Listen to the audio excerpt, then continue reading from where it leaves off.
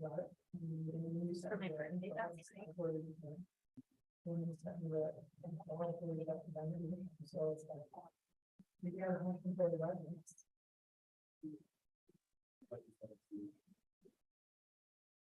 All right, commissioners, it looks like we're live.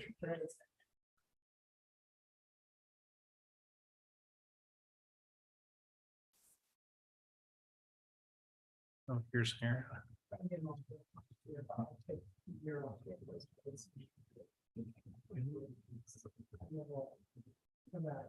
Aaron, how are you? Good to see you. Good to be here. Good to see you. Yeah.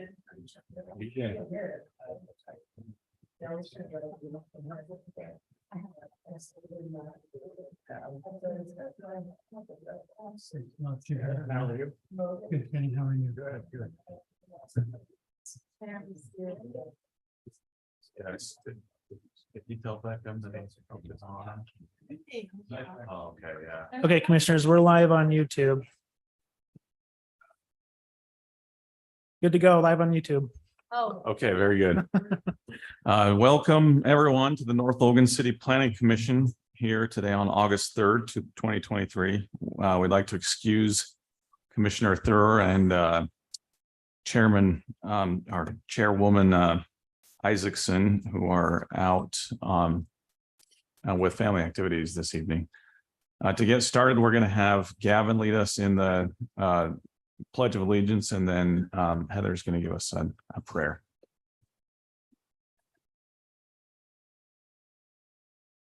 I pledge allegiance to the flag of the United States of America and to the republic for which it stands, one nation, under God, indivisible, with liberty and justice for all. I'm gonna sit. Our dear Father in heaven, we are so grateful to be gathered here as community members to make decisions to benefit and help our community the best that we can. We pray that that will be with us and help it guide us and lead us in the direction that will be the most beneficial for our community and those amazing citizens who lived here. And we say these things humbly in the name of thy son, Jesus Christ. Amen. Amen. Okay, let's see. So the agenda has been submitted for today, and you can find that here in the email as well as the green sheet here. Do we have a motion to adopt the agenda as presented this evening? So moved. Seconded. Moved by Gavin and seconded by Heron. All in favor? Aye. Unanimous approval. And then we did have minutes from the March 16th meeting. That's right. And I did review those, and I did not have any comments on those. Did the rest of the commission get a chance to review those? I did, but I don't Yeah. have any questions on them. I reviewed them. I reviewed it, but wasn't there at the time. So. Yes, right. That was Jeff still. So yeah, Marie, you do an excellent job. I don't know how you are able to record everything. You must have to go back.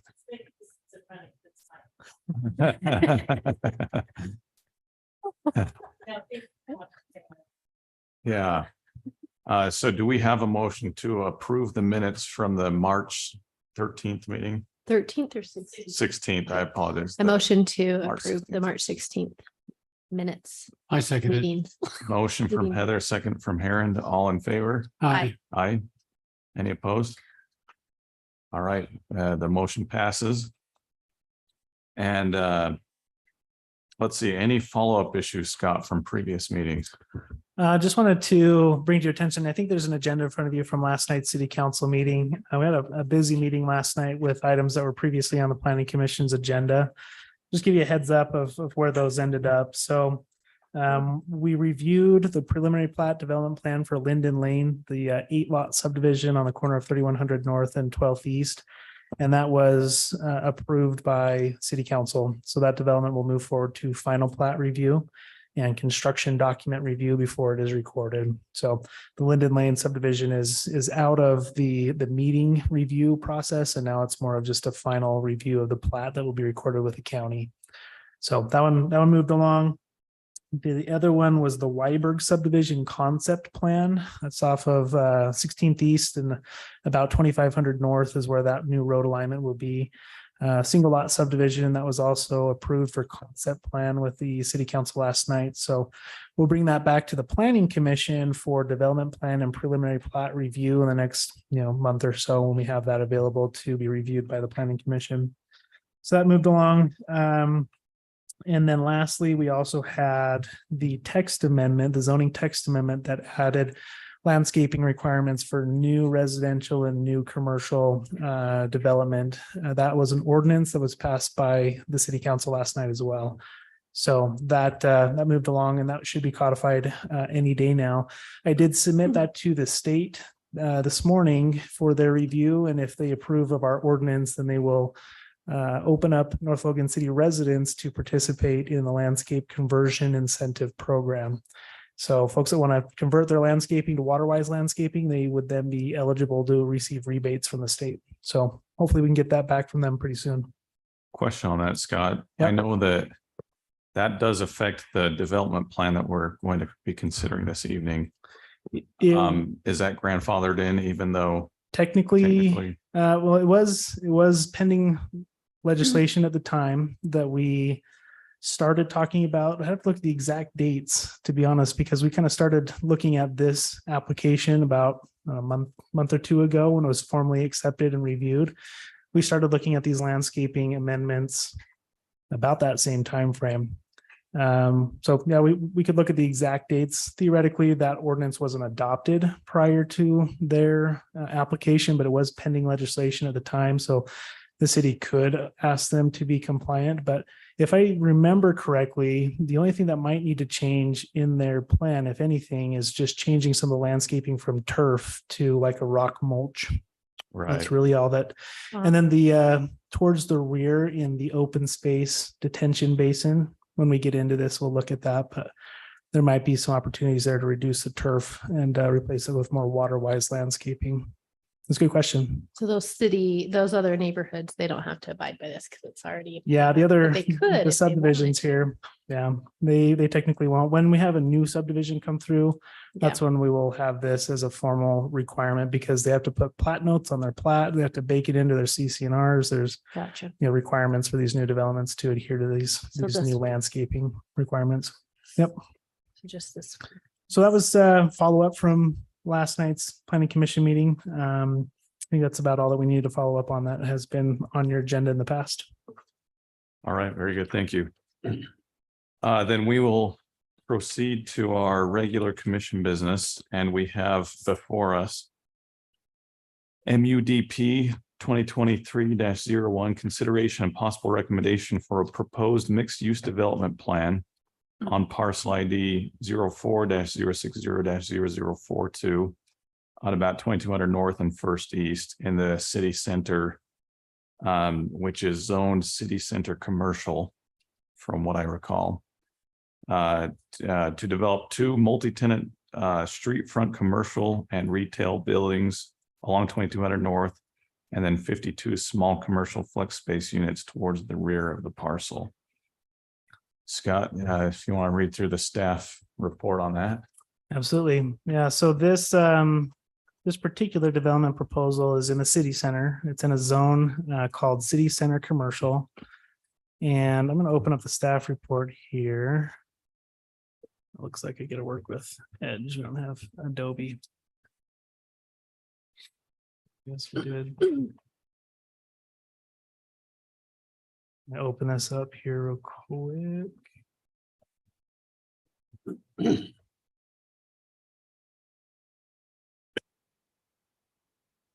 I'm not familiar with this platform as much. Here we go.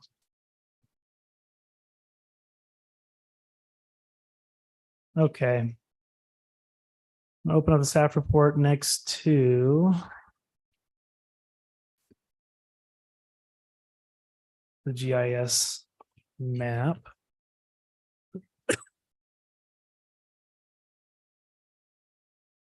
Okay, so location wise, we're on 2200 North, just east of IFA.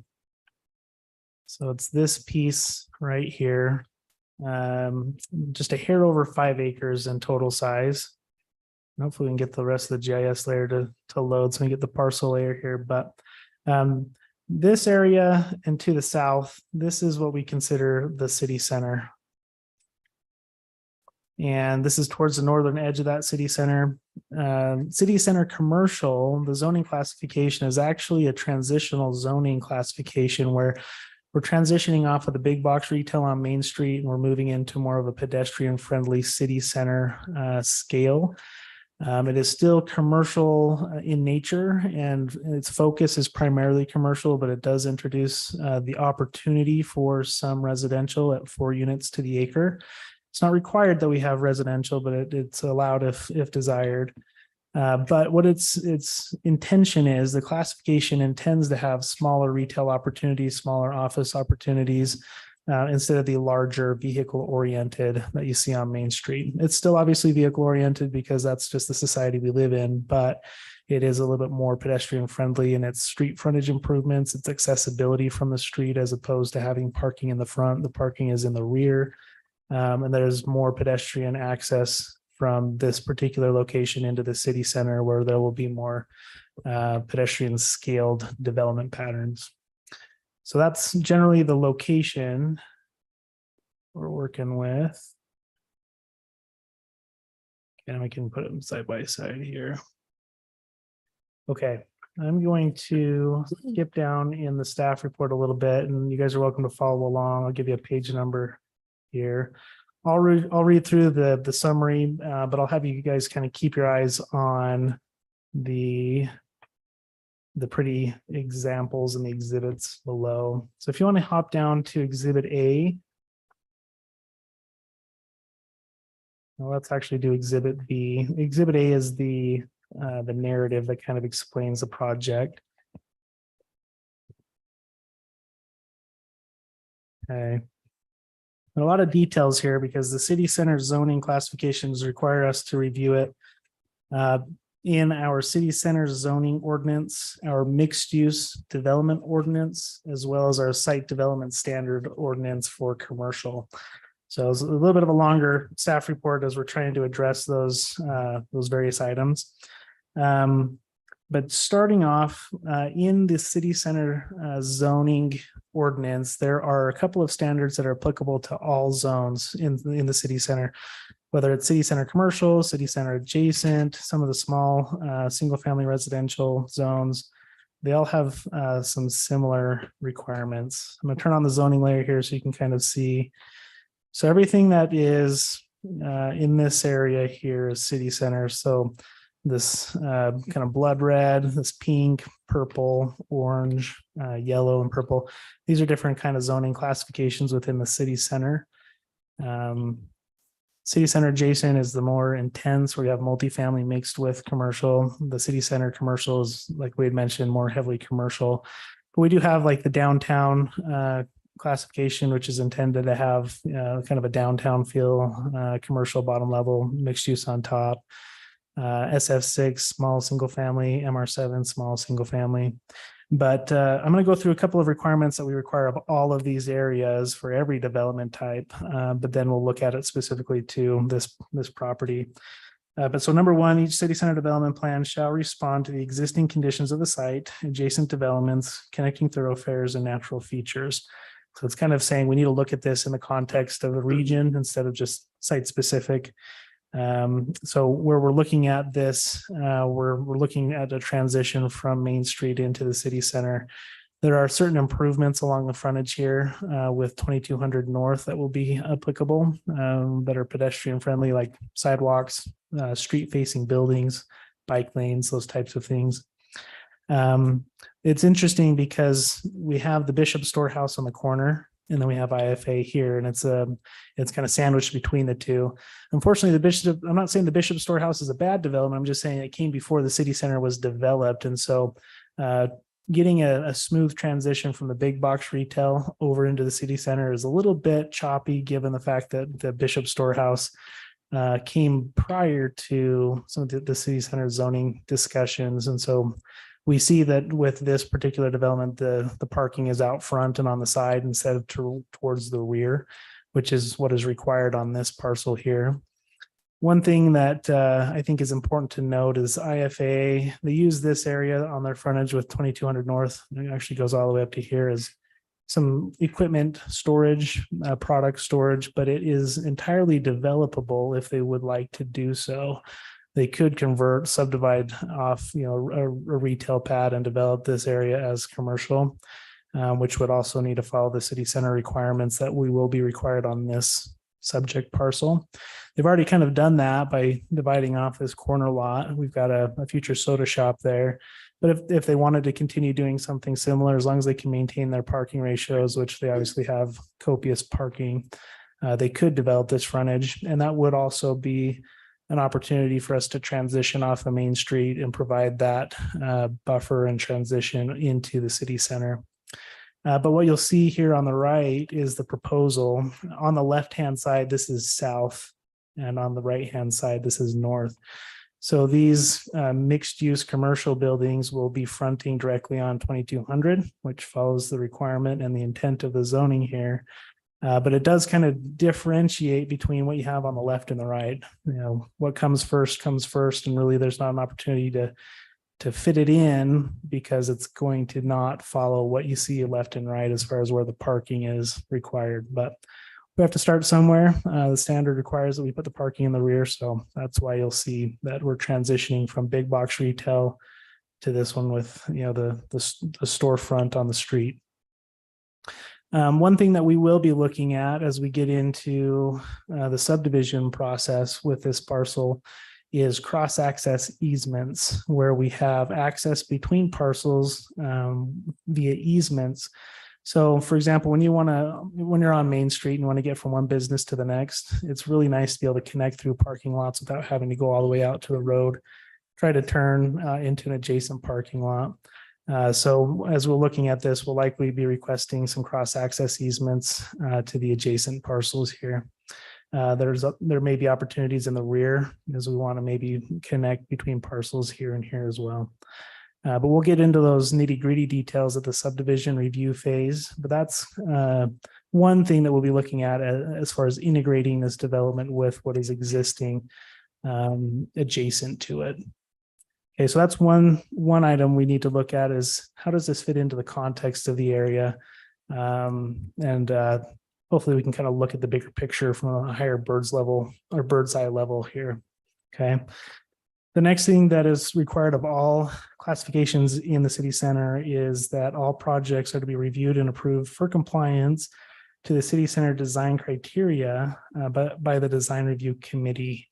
Now, this is interesting. Our design review committee is a separate body appointed by the mayor, and it's comprised of landscape architect, interior designers, folks of that nature. And it's interesting that this requirement shows up in the city center code this early in the process, because when we're looking at the design or the site development plan, we look at it from a higher level.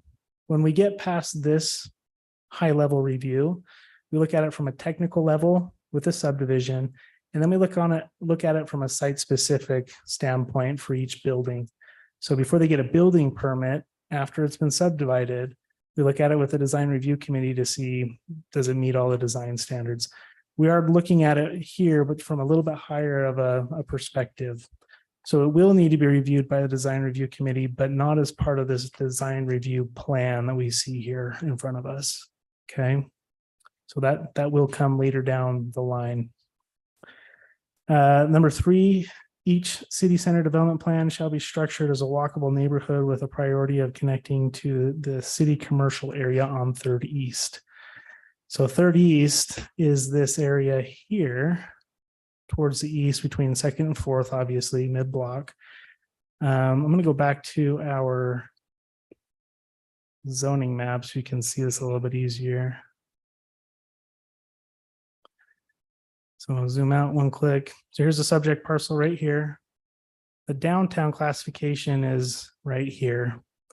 And there's intended to be a downtown street that runs through the middle of the block here. It's supposed to be a walkable, a little bit more quaint downtown with shops on either side and mixed use above.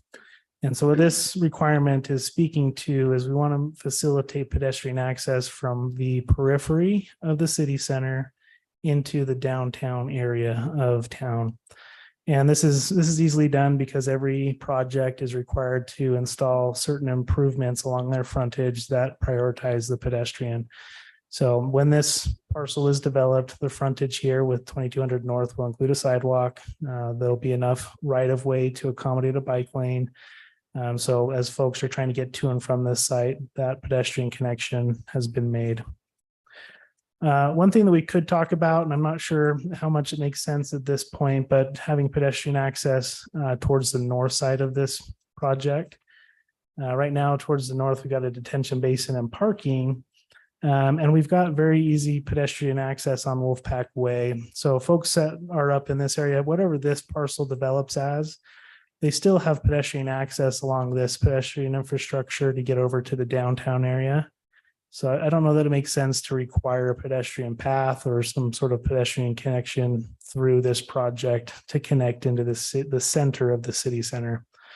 So that was one thing I was kind of looking at. Do we need to have any pedestrian connectivity, from the north? I don't necessarily think so because we have Wolfpack Way.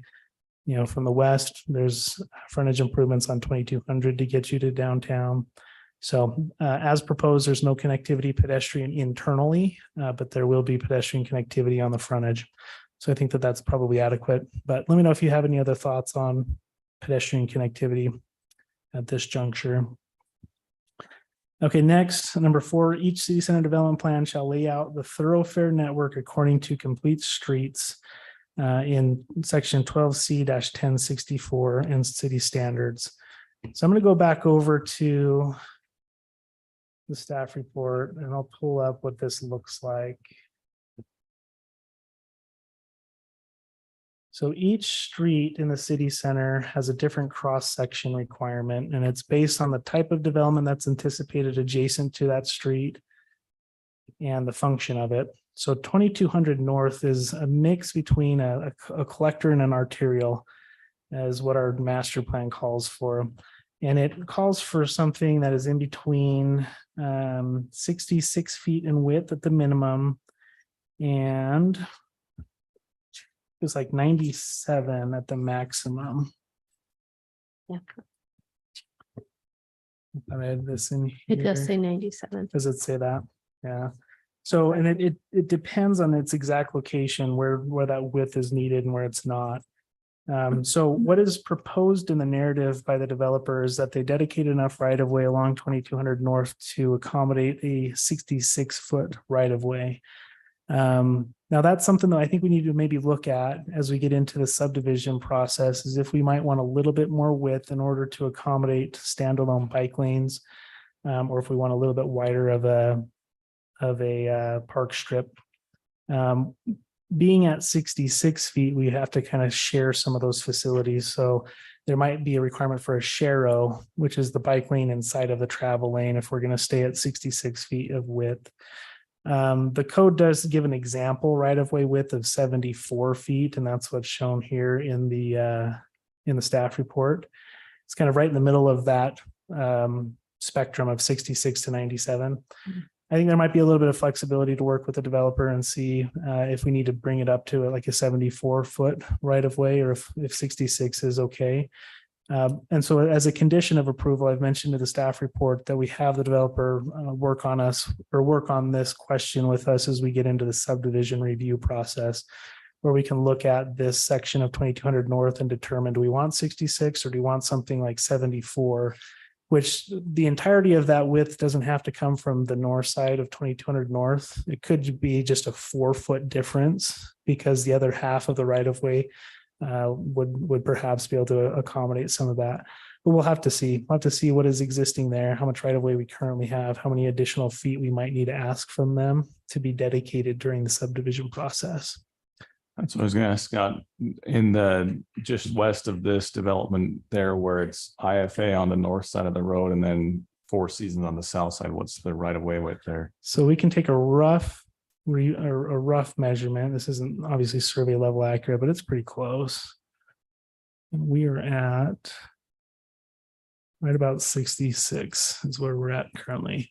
So they may not need to dedicate any if we were to maintain that through, because I believe it doesn't narrow along the frontage here.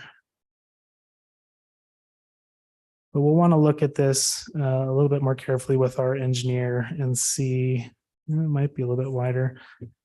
And just see, what design standard do we want as we come off of Main Street and as we're trying to accommodate those pedestrian facilities within the right of way. We might want to ask for an extra foot or 2 or 3, maybe up to 4, but we'll see. As proposed, technically they meet the standards because the code calls for 66, and that's what's called out in the proposal. So it's not like they're out of compliance by any means, but I think when we get into the meat and potatoes of the design through the subdivision process, that's where we might want a little bit of flexibility to negotiate and discuss with the developer. So as a condition, I've just said, as a condition of approval, that we work on that. It may need to widen based on the proposal. Does that make sense? Okay. Scott, question. Yeah. Is there going to be a park strip along that required? There will be. Yeah. So if you look at this image here, I'll try to blow it up a little bit. This is an example of a 74-foot cross section, but even the 66-foot cross section still incorporates a park strip. The actual space is made up by getting rid of a 6-foot dedicated bike lane. It then moves that bike lane into the travel lane as what we call a share-o, where both the bikes and the traffic share that Okay. space. But yeah, there will be park strips. There is requirement for street trees as well. So those will be part of it. And remind me, in the park strip, do we have a requirement where they have a 4-foot with width with a 1.5 or something crown in it? Do we have that? Does that remind me? So there are width requirements, yes, and depending on the type of width will determine the type of tree that is planted in that width. But there's also curb and gutter. So there's curb gutter, the park strip, and then sidewalk that separates the street itself from the buildings. I've been pondering this for a while. This comes to me. We're requiring people to have a park strip with grass and trees. And yet we're asking new development in the city, building homes and so forth, to xeriscape and flip the strip and all of that kind of thing. I'd say to me, doesn't sound right. The city is going to plant trees and grass and so forth when we're saying no house owner, and you got to have it this other way. Yeah, and I think that just to clarify, any new development is required to have no grass in their park strip, whether it's residential or commercial. That's what was in that ordinance that we adopted last night. Right. So we're not mixing the two. We're saying existing developments can keep their grass in the park strip, but new developments have to move to a water-wise mulch, whether that's mulch or rock mulch or an alternative. So that is a requirement going forward. The trees are good, Heron. But they will have Yeah, trees have more. still in those park strip areas. Trees and rocks So does this have to have the turf in it, or is this the other one? right here. So that's where we had that question earlier on in the meeting where is it grandfathered without or is it Okay. part of that? I'll have to look at the dates and perhaps the developer has already got an idea what they want to do there. So they're going to plan on xeriscape, so they'll trees. comply. So Okay. Oh, that's It is. contrary to what's in the development plan right now, though, right? Okay. Okay. Yeah.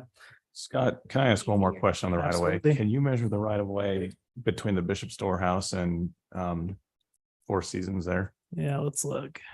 And while you're measuring, I'll explain why I'm asking. Like, I don't disagree with you that a 74-foot right of way with a dedicated bike lane would be great, but if it's a 66-foot right of way to the east and west of this, what advantage would we have it? Yeah. Have them Yeah. kind of go back and Yeah. forth. You're a good point. That's where I was going to say, we need to just look at the exact measurements, from where this portion of the road begins and where it ends at the roundabout. Not having those exact measurements, it's hard, but it looks Yeah. like it does widen up to 74. Okay, yeah, so there might be benefit there then. Yeah. But that's where we just don't have the engineering details yet to make that a definitive finding or not. But as proposed, it meets the requirement for the zone, but we might just want to get into the details of that further into the design review. That makes sense? Yep. Okay. The fifth item that's required of all developments here in the city center is that they all need to allocate open space. In this particular classification, city center commercial, there's a 10% requirement. If you look at the proposed landscaping here, which landscaped areas are allowed to be counted towards that open space, they're just a hair shy of 20%. So they're with their detention basin and with their tree planting areas along the frontage of 2200 and along the the east and west side property lines. They're easily able to meet that open space requirement. I'm gonna skip down here. We got a big packet, so there's a lot of scrolling back and forth. I apologize.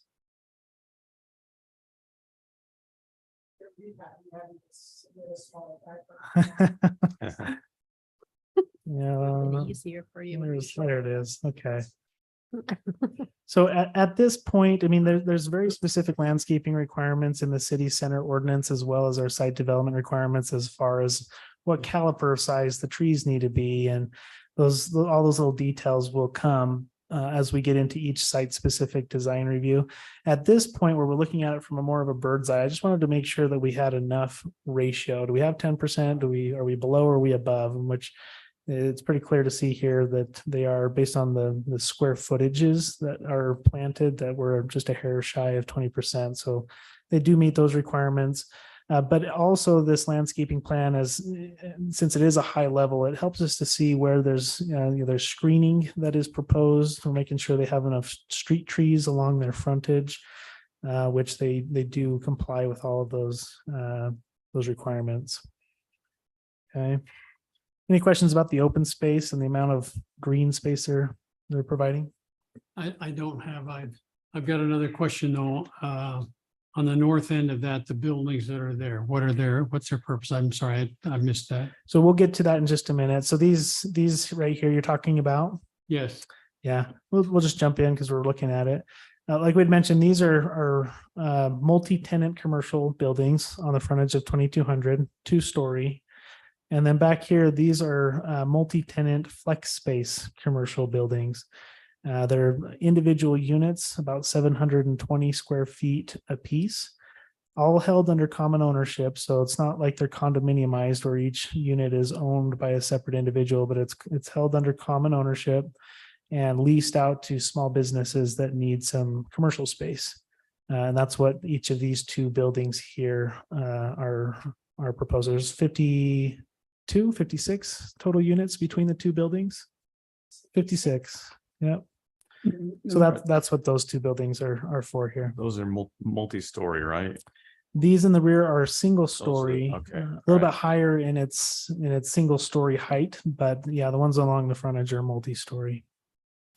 So nothing would prevent a tenant there from having like a commercial storefront where customers could be coming in and out then, right? Yeah, that's right. They could have a little sign on their door if they wanted to, but it's not like they have frontage on the street. They don't have street front advertising. It's more just a small incubator spaces is how I look at them. Businesses that are growing out of their homes and they can't really fit in their homes anymore, but they don't want to commit to a full commercial property yet.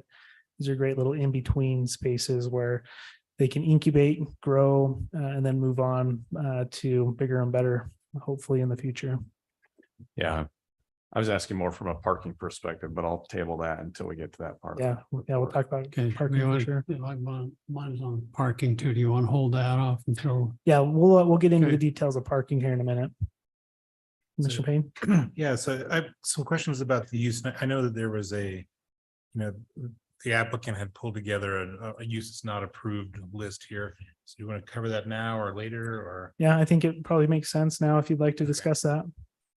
So as an incubator space, I could see people moving from their home to do something like food preparation, right? Mhm. You could see somebody who may want to do some metalworking, or you have somebody that may want to do like Light manufacturing. some light manufacturing, or say a maker space. But all of those have a need to, say, vent to the outside, a cooking appliance to vent, a laser cutter in a maker space, or a furnace to make knives or whatever a metal worker may want to. So those need venting. But from what I saw in the not approved is any sort of modification to roof or walls to vent. Yeah, I don't know if the applicant is able to speak to that with more certainty. Yeah, we have lots of tenants that have that need. Do we need them to stand Yeah, up? Ian, if you wouldn't mind, just so we can get you on the record for the minutes. Yeah. We do have occasional need for venting. And usually we let them vent out of existing penetrations in the building that we've already put into the building for that purpose, either windows or sometimes these are single story, but they're tall single story. So we have windows on the top of the building where we allow venting for specific needs, whatever those might How do be. they open those windows up high?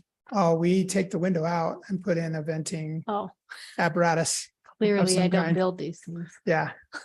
So when you have new tenants move in, do you have like tenant improvements where you do a little bit of remodeling and set it up? Occasionally, yeah. Usually the tenants themselves do the TI however they want, and that goes through the city for approval. Has to So go the through the building building permits, department for the permit. So that it meets code. So. Oh, I'm Isaac Bundy. So the any use that would require roof or wall penetrations, beyond those already in place at the building permit. Yes, has to go through a building permit process with the city. So it'd have to go through the building department to review, make sure it meets code. And so when it goes through the building department, the fire department reviews those permits and signs off of those before they're issued. Building department as well for building code. It'll come to me as well from a planning perspective, from a land use review to make sure that the use is adequate for the zone and it's not a use that is disallowed in this area. So as each tenant swaps out and they get a business license, or if they're doing tenant improvements in this area, that's where we'll have a second to look at it. They also have the policy that you had mentioned as far as the ownership association as they're reviewing the tenants as they come in. So there are some disallowed uses. Would you like to speak to that? Let us know what. I Is not think we allowed. provided a list there. Generally, we just don't. Yeah. We're trying to be picky about our tenants. We're trying to, we don't want any abusive uses. We don't want any really, I don't know how to say it correctly, but like any foul smelling uses or abrasive uses to their neighbors. We want to be considerate of our neighbors around us. And so we find that some uses, intense automotive repair type uses are often abusive and cause havoc with our site. So we tend to screen those pretty heavily. We don't allow any kind of like uses that require a ton of people to be in and around the spaces. For example, like a CrossFit gym or a daycare or anything like that. We don't allow those uses either because, a lot of this can be light manufacturing. We don't want anybody to get hurt. So we screen those uses as well. So. Is your company planning to continue to do the property management on this? Oh, yeah, after it's we will built build and- and own and Okay. manage the flex spaces. That is the intent. So. A couple of questions. What are the height of these buildings? I don't know the exact height, but by inside they're 20 foot on the inside. 20 and 40? That's on the frontage. What's that? correct? Or the total height of the building up to the crown? 40 feet? Yeah, he's my engineer. Okay. Um, Good to keep around. Can the interior walls be removed if someone wanted to have two adjoining units, or do they? have Yeah, we to- plan for that. Occasionally tenants do want bigger spaces And we plan for the walls to be possibly removed. So on the interior. So sometimes, I don't know if he's got that drawing, but they're kind of like rectangle spaces and we can take walls out in between so that if a tenant wants a larger space, we could do that. Although we found a high desire for these smaller spaces and we don't tend to do a lot of combination in the units. So Do you have similar construction than these around? yeah. Yeah, Where's in that other located? cities in Utah, not here in North. Not here in Logan? Okay. Where this is our first time experience up here, so. The others are where? We just finished one in West Jordan, Utah. We're working on two in Ogden. Got one in St. George and Cedar Okay. City and working on one in Payson as well. So we're, And the name of your company is? every space has its own. In the one in West Jordan is called Rent a Shop. So Okay, the company that owns the whole thing, what's? they're there's different no name? owners. Okay. I'm a common element in a lot of them, but they're different ownership in each one. So. Okay. Thank you. One thing that we, as staff, were kind of looking at when this first preliminarily came through, was looking at this as, okay, this could look like a storage unit, or we want to make sure that it doesn't turn into a fancy storage unit where somebody's willing to pay to put their fifth wheel in here, or, or any other, personal storage. Obviously, there's going to be some storage for business purposes, and there may be some warehousing associated with some of these business uses, and that's fine. That's, I think, what is intended here. We shouldn't want it to be rented out as high-end storage units. And so we asked that question early on, and they were good to clarify that no, these are meant to be active, and they're meant to be incubator spaces for smaller businesses. So in that policy document that you see there, there's a blurb about that. But one thing that I think we'll want to make sure that it gets on maybe the plat is a plat note indicating that the personal storage is not allowed on this site. Okay. So. Another question, Scott. I noticed a difference in the height of those doors. What's the high and what's the low?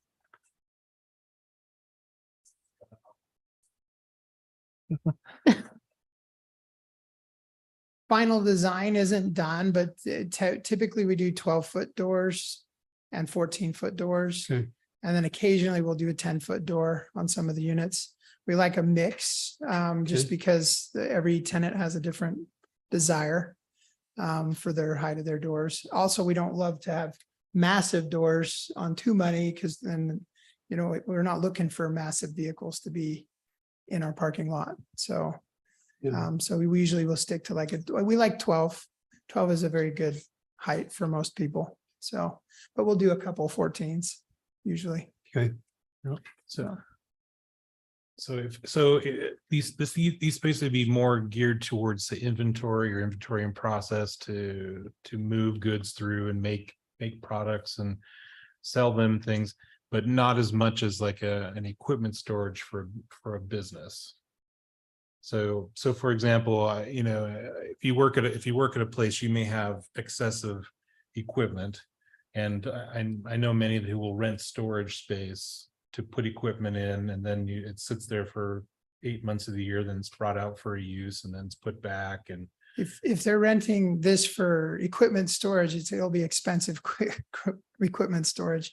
They can get much cheaper, if they're going to just store a truck, for example, or like a tractor or something, I guess they could potentially do that, but they wouldn't want to. This is made for active use. These are little businesses. A lot of these businesses are right now in your city, in their garages, or in a non-conforming use of some kind, where we can bring them in. They get business licenses. They become a community too. I mean, there's 56 little businesses. You got your HVAC guy, your electrical guy, your framer, all the trades tend to come in, and then they all become a community, and they'll pass work in between each other. It actually becomes pretty close knit after a while. So they kind of form their own BNI chapter almost. You know what I mean? Because they're always around each other in there. So in one of our other developments, one guy has a forklift and that he uses for moving pallets or whatever that he's got going on. Everybody comes and asks him for his forklift, and he does it. It's just like it becomes a community. So That's the reason I asked the question, and your answer makes sense. So, Is there any other questions? You want to keep moving through the analysis real quick? Yes. we would love you. that. Thank you. Perfect. Okay, next is number 6. Each city center development plan shall include a set of building plans prepared in accordance with the requirements of the building forms requirement, which is in 12C 1066 and all other applicable North Logan City building ordinances and codes. So in this city center commercial zone, there's a couple of different building types that are permitted. There technically is allowed a parking structure, although this is not being proposed, but the other 2 building types are what are called classic commercial and city commercial. And we have a couple examples of what generally those types of building forms look like. Now, keep in mind, they don't have to match this, and the code is actually specific that these are just meant to be an example. They're not meant to be followed to a T. But so here at the top here, this is a classic commercial. You notice there's quite a bit of brick, quite a bit of glazing, which is the glass that you see. Signage, use of steel or metal embellishments. So that's a classic commercial. And then the city commercial is a little bit more robust, a little bit more broad, I guess you would say, a little bit taller. So those 2 types are allowed in this zone. What is being proposed along the frontage of 2200 North is, let's go back down here, these 2-story flex design. All right. This is kind of slow to load and zoom in and out, so I'm trying to just move back and forth. But what it basically is it's a 2-story multi-tenant flexible space type of a commercial structure. The code is specific that the building should not have a linear facade and a linear roof line. We need to have variations of those variables as you look across. And so that's kind of why you'll see that there's a couple of different rooftops. They are allowed to have a flat membrane roof as long as there's a parapet wall, which you'll see here. This is the parapet and you got the flat membrane behind it. So that is permissible. But we want to make sure that we don't have, a contiguous single facade. This right here, I think, is maybe an opportunity where we can mix up another roof type on it and get it to where it is a little bit more of a variation. But keep in mind, each building will be reviewed by the design review committee after the subdivision is complete and prior to the building permit being issued. So we'll get into the granular design details of these later on. What this juncture in our review is, like I'd mentioned, preliminary, and we're looking at just making sure that they have roughly the massing and roughly the design principles in this development plan. But then we'll look at it on a site-specific basis as each building permit is submitted down the road. But generally speaking, we've got, at least 50% glass on the first floor, which is a requirement.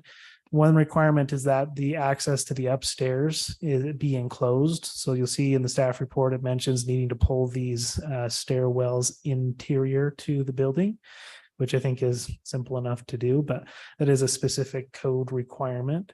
And so these are all things that we can kind of touch up as we get into the site-specific design. But generally speaking, when we're looking at the development plan, we're seeing broad compatibility with the building types. Now, one thing that the code does talk about is requiring a minimum of 2 stories. And the entirety of the site is not 2 stories. Towards the rear, as you'd seen, those flex spaces are a single story. The code also indicates that the city council does have the ability, they do have the discretion to allow alternative building types, which will be something that we bring up to them at the city council to let them know that technically they need to approve a single story in the rear. Otherwise, it would have to be a double-story building. So there is that little bit of discretion and leeway that is granted to the city council in their review and approval of the project. But as we reviewed this as staff, we did request specifically that the buildings along the frontage of 2200 North at minimum be 2 stories, because that's where we want to have that pedestrian walkable type of a building type. And that's what is facilitated here. Sure. Yeah, go ahead. Just on the 2-story comment, there are mezzanines inside these units that are, I guess you could call them a 2nd story. They're not technically on a floor of their own. Each space has their own access to those mezzanines. So I guess you could consider them a 2nd story. It's habitable space on the 2nd floor, correct? It's habitable space on the 2nd floor. Okay, but they're not It does not separate cover the units is what whole you're- floor. It's just in the back of every space. There's a 10 or 15-foot mezzanine where they can build an office or, you know what I mean, have a storage for their, their main work area is not cluttered by their, inventory or whatever it is up above. So Yeah, a couple of just thoughts off the top of my mind is it's meeting the massing, right? What does the building look like? The city center is kind of a hybrid between Euclidean zoning and form-based zoning. Euclidean zoning is the traditional separation of uses, and you allow commercial here, you allow residential here, you allow industrial here. The city center code focuses more on design, building form, and aesthetics more than it focuses on the actual uses and the separation of uses. So what I believe is shown here meets the intention. The one thing I think maybe the city would like to see in this particular area is a robust, dense commercial parcel. I think that was the intention as we were trying to maximize our economic development opportunities. But within reason, obviously, we have transportation networks. We have to make sure we're not exceeding their capacities, and there's more to it than that. But I think the intention between the city center code was that we not have single story throughout the entirety of this area. As we get into the city center, the transect is intended to go from single story up to multi-story in the center of the city center. So this is as a transition zone, we're saying a minimum of 2 stories. And then when we get into the center, we're probably going to be a minimum of 3 or 4. So at minimum 2, and I think that's what we're showing here in the massing of the building. And I think the intent is satisfied. Obviously, the developer could, if they wanted to maximize this, they could go up to 3 stories on this parcel. The height it would allow for that if they wanted to propose that. They could also mix in residential, which they're not proposing, but they could mix in residential on the upper floors if they wanted to as well.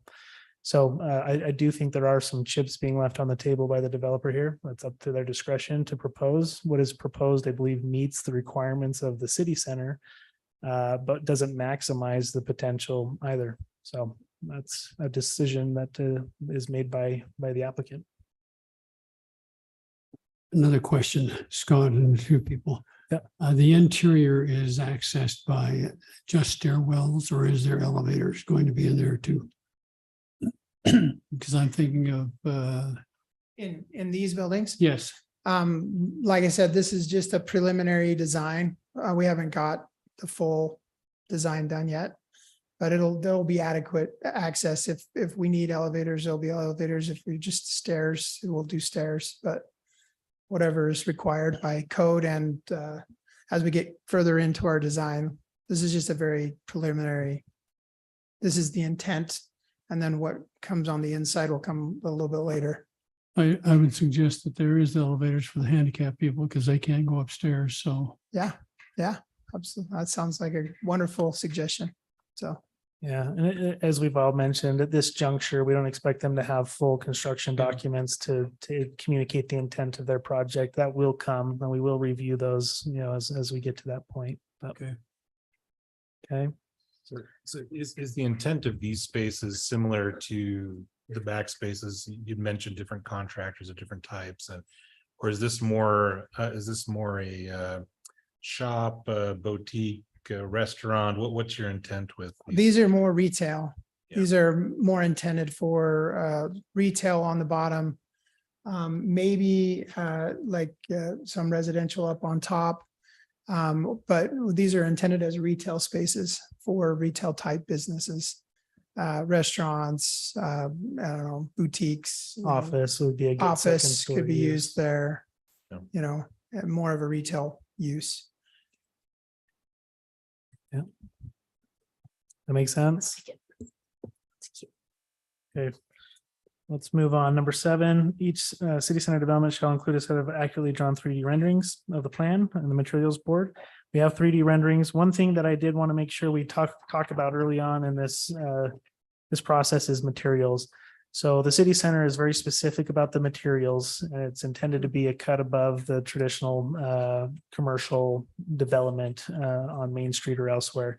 So in this area, we're very heavily focused on timeless materials such as brick and stone and metal and glass. What is proposed is a brick type. It's a CMU, and we think that may be just a cut below what we're looking for. We talked about structural block, and you can actually see that in practice with the city office building right out the door here. It functions like a CMU, but it has a veneer of a brick, and it's very similar in price. It looks like brick. So we've asked them to explore that material type at minimum. I mean, they're certainly welcome to explore others within that gamut of allowed uses. There's also a use in here, exterior insulation finish system, and it's the acronym of EIFS. Could you guys clarify, is that a stucco alternative, or what does that look like? Similar. Okay. So I mentioned that, and my assumption was that it was a stucco type of a veneer, and that's not an allowed material. So we'll need to look at like a board and a batten type of a siding or an alternative there.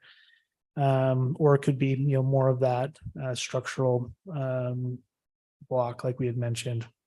So there are a few materials in here we'd need to work on.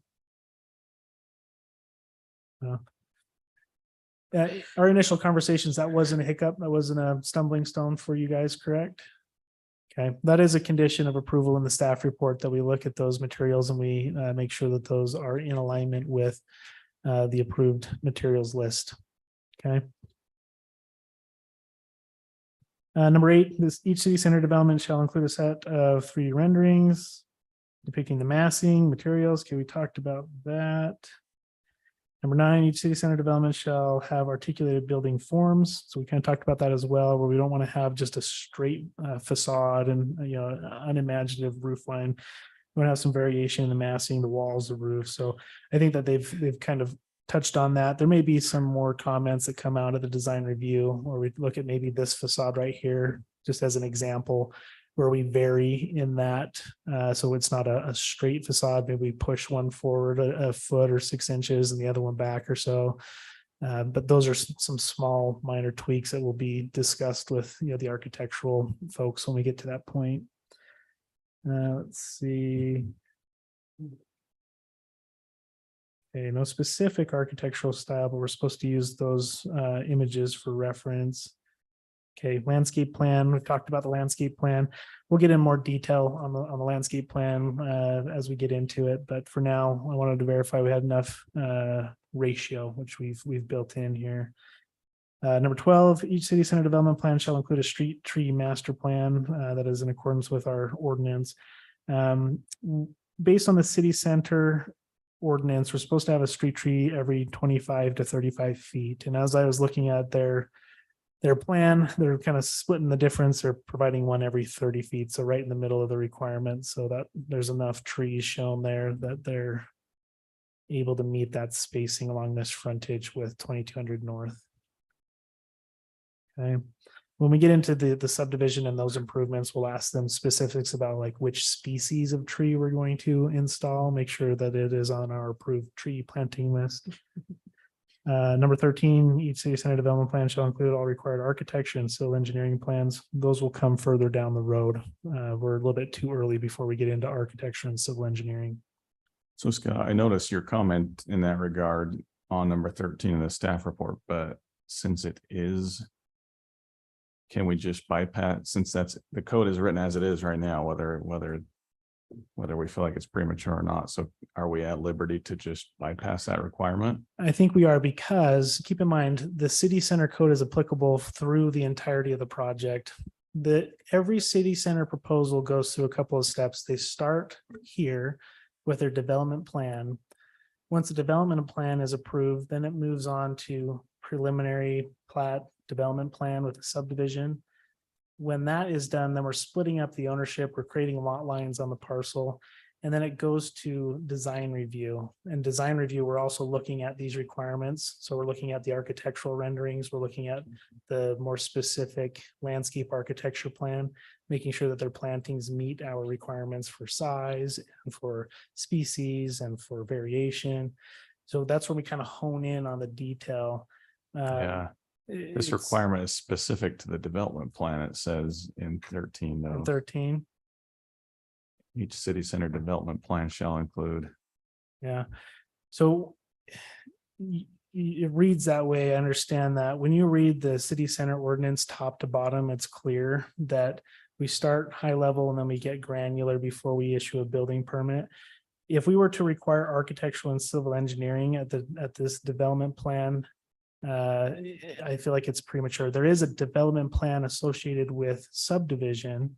And it's different from the development plan that we're looking at here. Maybe what we should call this is just a conceptual development plan, just looking at roughly, does the proposal meet the city center ordinance, yes or no? When we get into the subdivision process and we're looking at the preliminary plat and the development plan that is required at the time of subdivision, that's when we are looking at engineering plans. We're looking at construction documents shortly thereafter. But to request them to provide full architectural building plans at this point, I do feel like is premature. But we will get into that. And I think that this code remains applicable all the way up until they get their building permit. Question, do you own the property now or is it still under another ownership? Okay, Pretty sure we closed on it this morning. So, okay. Who was the previous owner, may I ask? Doctor somebody? maybe it was, Just so everybody knows, when they submitted their application, we required them to submit an authorized agent form, which basically has the owner of the parcel sign over saying that they authorized this individual to work on a proposed development for their property prior to closing. So they did sign that form. but I can tell you in just a few minutes.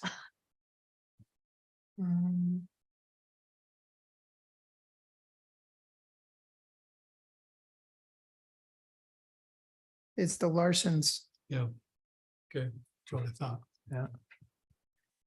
Yeah, and as I think a little bit more about it, Commissioner Reese, the terminology probably isn't as well selected here because the mixed use development plan, like we're looking at the pretty pictures, does it comply generally with the intent of the city center ordinance?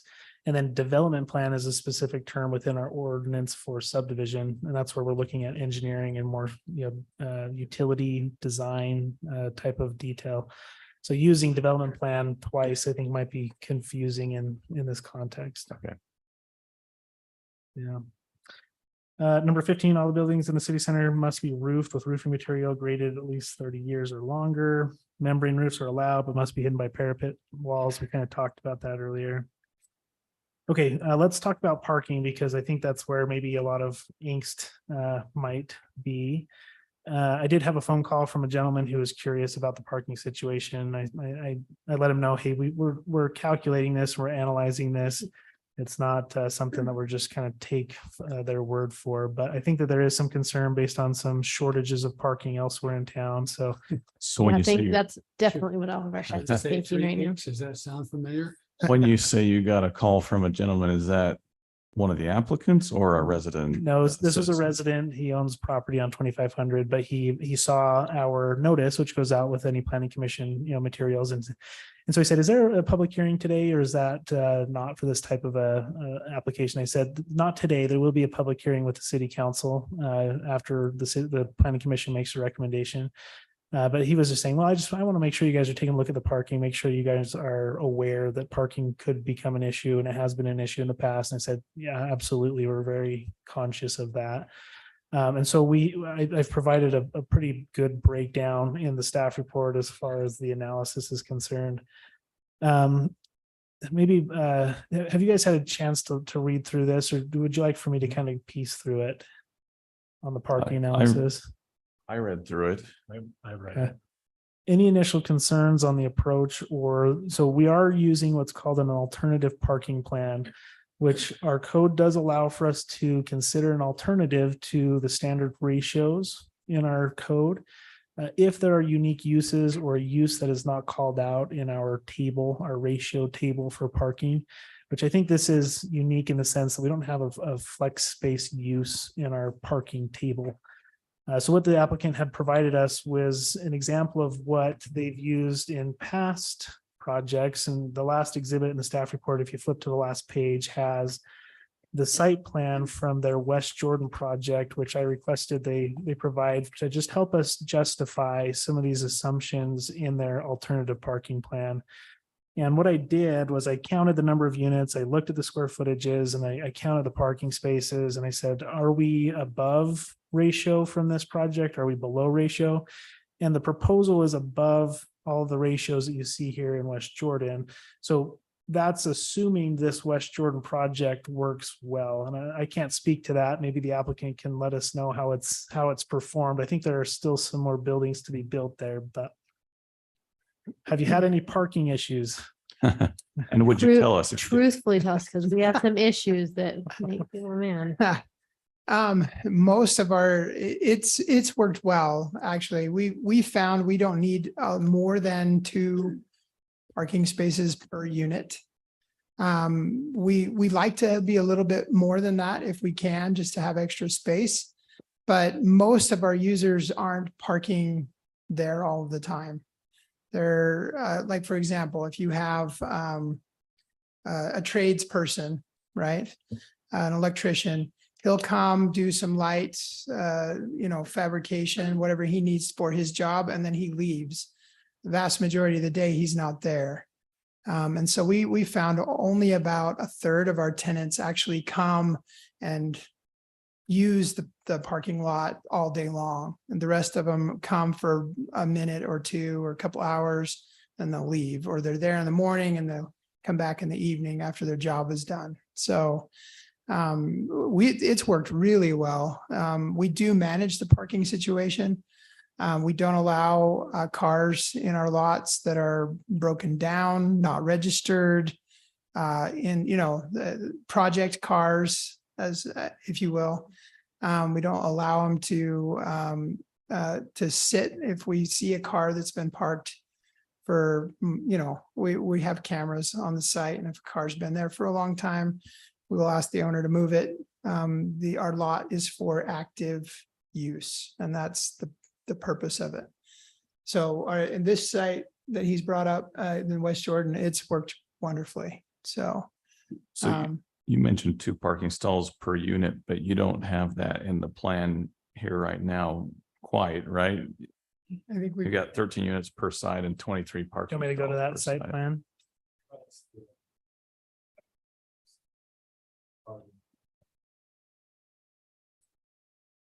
Yeah. Yeah. So one thing, commissioners, I looked at is I tried to do a worst case scenario. And if we were to assume that the entirety of the square footage on these street facing buildings was entirely occupied by restaurants, which is one of our higher ratios at 1 space per 250 square feet. And that all of this was general retail and sales, which is, I believe, restaurant is 1 to 150, and general sales and service is 1 to 250 square feet. So if we just say that every square foot is food and beverage on the front edge, and every square foot here in the rear was general retail and sales, it would generate a need of 227 stalls, and they're providing 181. That's worst case scenario. And of course, we don't know what tenants are going to be in here. They're going to come and go over the years. But when you look at this portion on the frontage, there was, I think I broke this out if I'm not mistaken. I looked at the ratio there and it was actually over parked.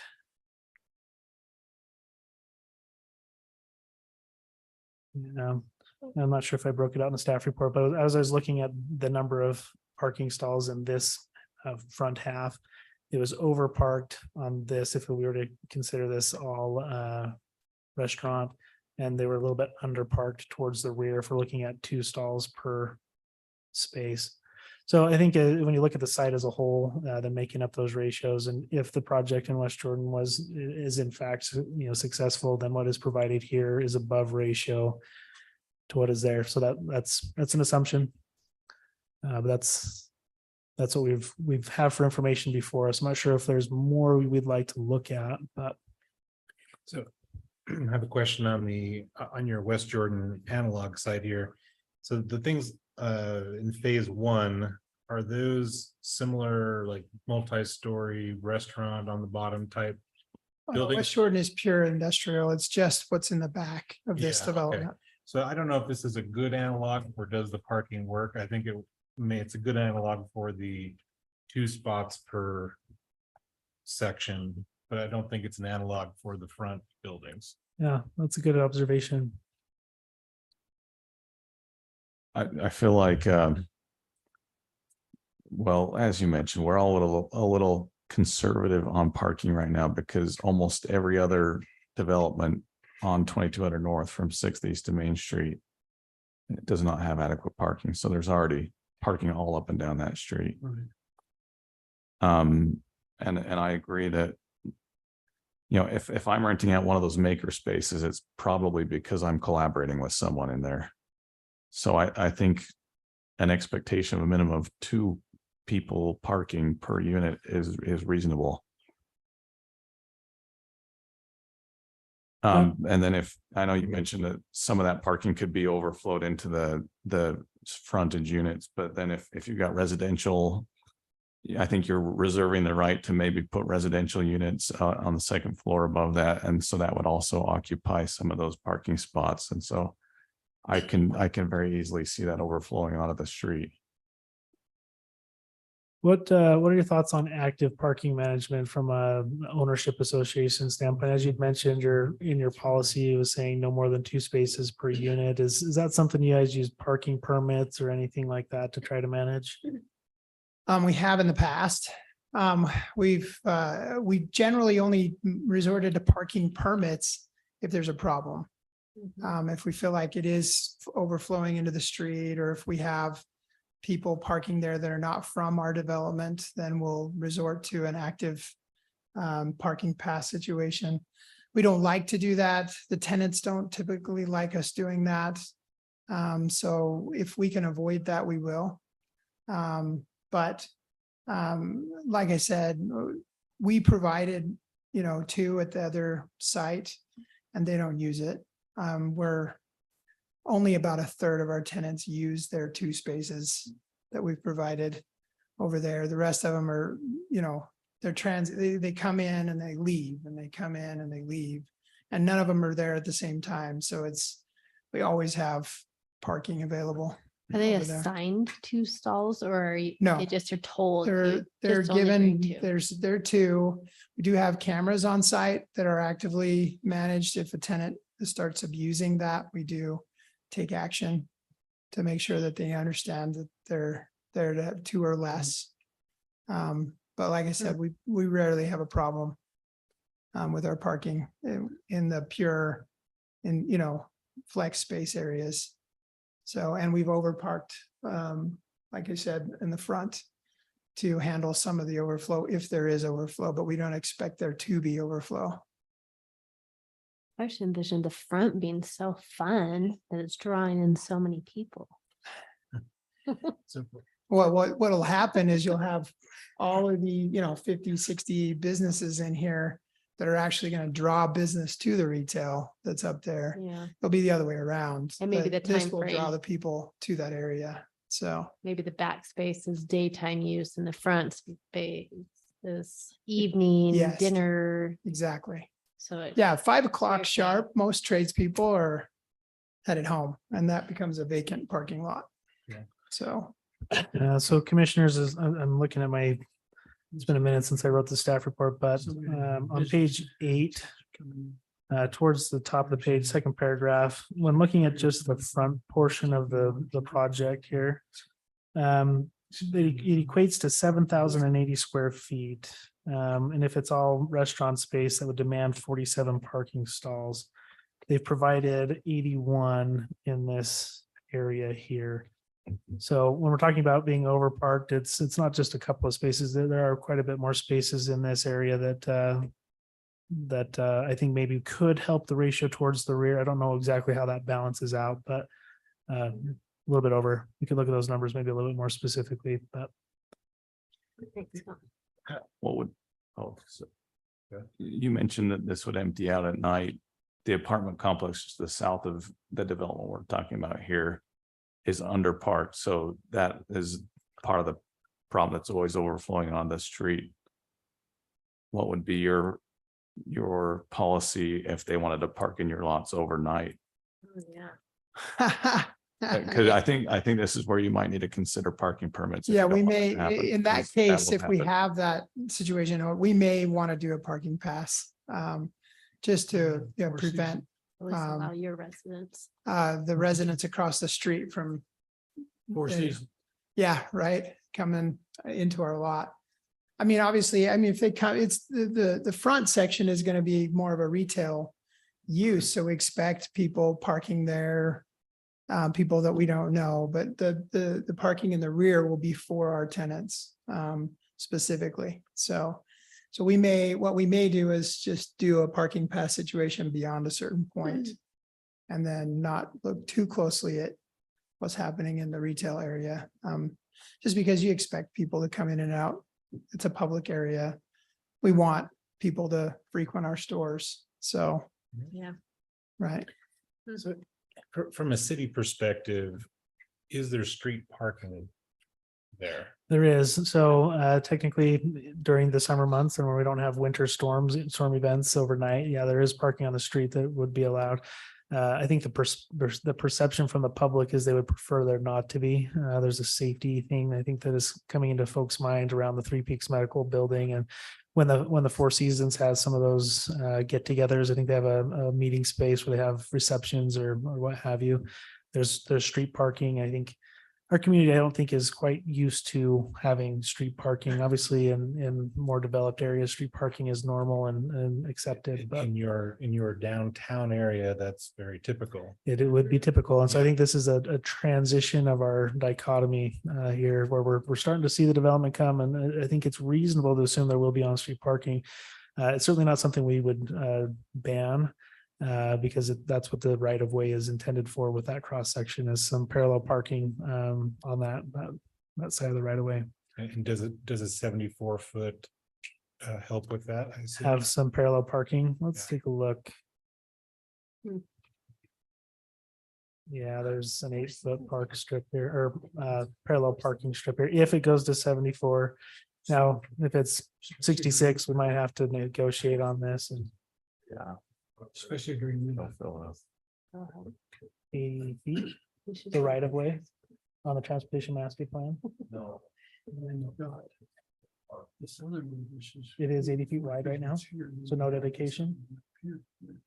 Well, the 3 Peaks is here. You've got these buildings up here, these apartments. Currently existing, no need for dedication. Kind of go out into that field. Okay, so, yeah. With 80 feet, there'd be plenty of area for parallel parking on either side of the road, Okay. if we were to maintain that 80-foot cross section. Which I think it makes sense, so that's where we would want to look at that design between, as we move from Main Street over to the roundabout on Second East. But yeah, if we are able to get that cross section, there would be parallel parking on that frontage as well. Which matches the intent of the zone, which people may Yeah. not get yet, which helps the parking situation a little as well. So Right, I mean, I don't want to count the street parking as part of their on-site requirement, but No. yeah, it could be a little bit of a relief when there's peak demand. Might So be. Scott, am I reading the staff report correctly that the city can require a minimum of 227 required parking stalls as part of this development? If we were to stay with those ratios and assume all of the uses were those food and Worst beverage case. and worst case scenario, I don't think that is reasonable, because we're not going to have all of that be food and beverage. Maybe a portion of it would be, but even if it was, we are over parked on that front part of the site plan. So I think that's where we need to kind of strike a balance to say, for analysis sakes, yeah, what's the worst case scenario? That's where that 227 comes from. But if we are more maybe reasonable to assume that we're not going to have heavy demand on every subtenant, I think maybe there's some reason to believe that it would be less demand. But yeah, if they were proposing nothing but food and beverage and nothing but pure retail in the rear, general sales and service, I would say, yeah, we have the ability to request no less than 227. But that's hard for them to say, because who knows what tenants will come along and what uses are through the years. And I think that's what the struggle I have with this is, since we don't know, and since they don't know, how do you take any approach except the worst case scenario? Because we've let this has been us so many times already. Yeah. How many times are we going to make the same mistake? Well, Yeah, it's a bit bad. 3 peaks.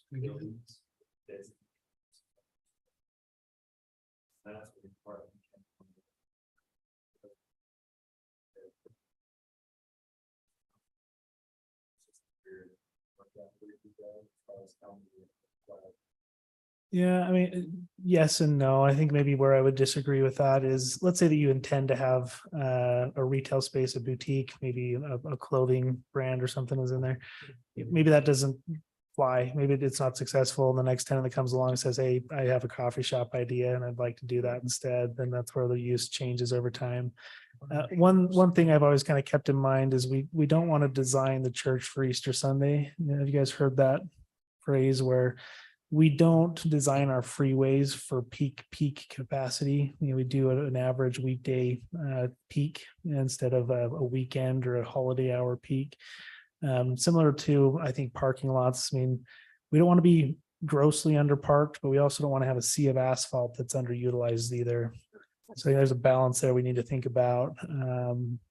And that's where anecdotally, maybe we're saying this is an alternative parking plan. It doesn't meet the ratios in our ordinance per se. I think that's where we have to look in the gray, read between the lines to say what is reasonable to expect in some of these flex spaces. I don't know that we're going to have retail flex space where we have folks coming and parking and shopping and leaving. I think it's going to be those makers. We have 1 or 2 employees that are parked there for maybe some are all day, but maybe some come and go. They stop by in the morning, grab their supplies, and they head off, and they stop back in the evening. It's just impossible to know, unless we designate very specifically what use is, and then look at those ratios and say, are we close or not? So So right now there's like 180 or something, is that right? One was a 181. Okay. Yeah. Yeah, did we not do that same analysis on the Cove, Three Peaks, Four Seasons?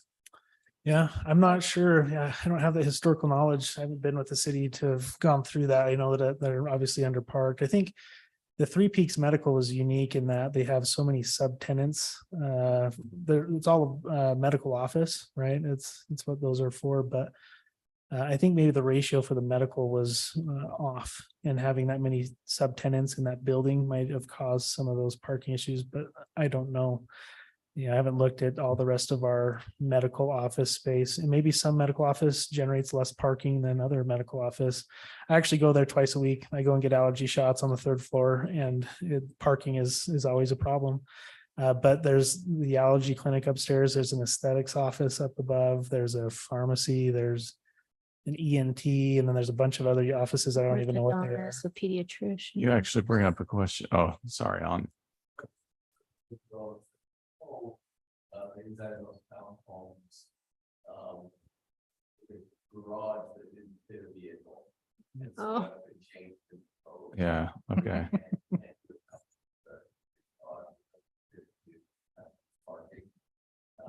Oh my God. It's just a storage unit in your basement. They do have a. But it's actually they don't have a park. Interior. And then Maple Springs and medical facility do have parking. Hmm. They don't have. You bring up a good question. Would medical offices be permitted uses of these units that we're talking about tonight? I don't see it functioning that well. Technically, it would be a permitted use based on the zoning table. But that's maybe where a policy would say we're going to self-restrict ourselves beyond the zoning minimum. We have no desire for medical to be in these units, so it's not really designed for that use. So you'd be open to adding that to your restricted uses Policy. table in exhibit C or D? Or No whatever it was. medical, I think would be okay with that. Any Yeah. desire to have a dentist office in one of those upper buildings? I'm talking strictly in the flex spaces Flex in the rear. spaces. Yeah, that's. In the yeah. front spaces, the retail spaces, if a dentist or a medical use wanted to use that space, I don't know how well they would do there, but if they wanted to try that space, I don't think that we should try to stop them. It is intended for retail, for customers to come in and out. So we would want more like, retail, food and beverage, things like that there. But sometimes you do see a medical office in those retail pads. I think as well, I think time phasing is really important to consider here. Medical, right, they're all gonna be there during business hours and then it goes away. It's empty all night. Homes, Four Seasons and so forth, they're all there at night.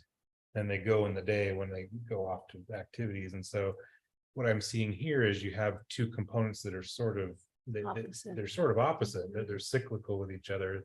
You have these, I'll say the mixed use space, which is likely going to clear out, I agree, at 5 o'clock or 5:30, and just when the restaurants and potentials are picking up. And Good point.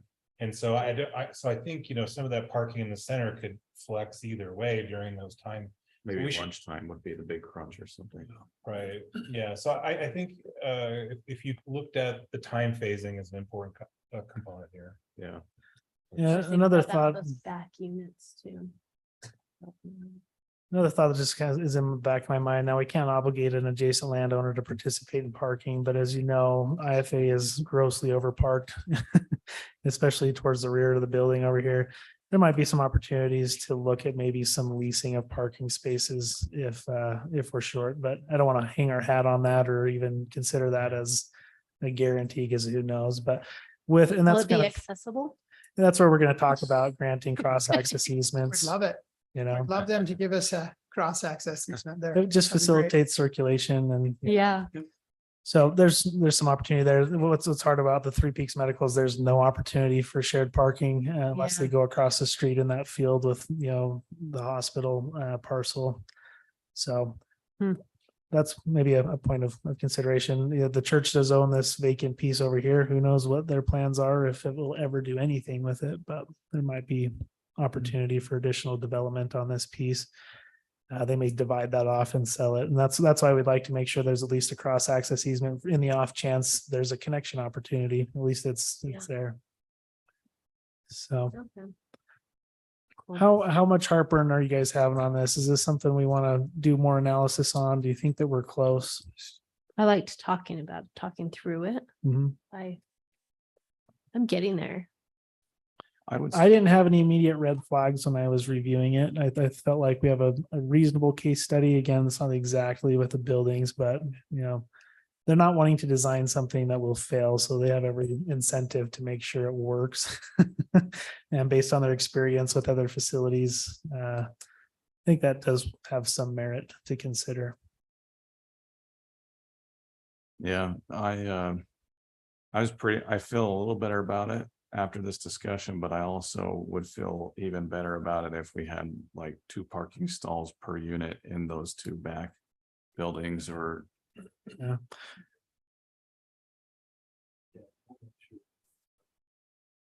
Okay, I'm with that also. Is there any flexibility on where maybe you guys draw the line for those separation of front and rear?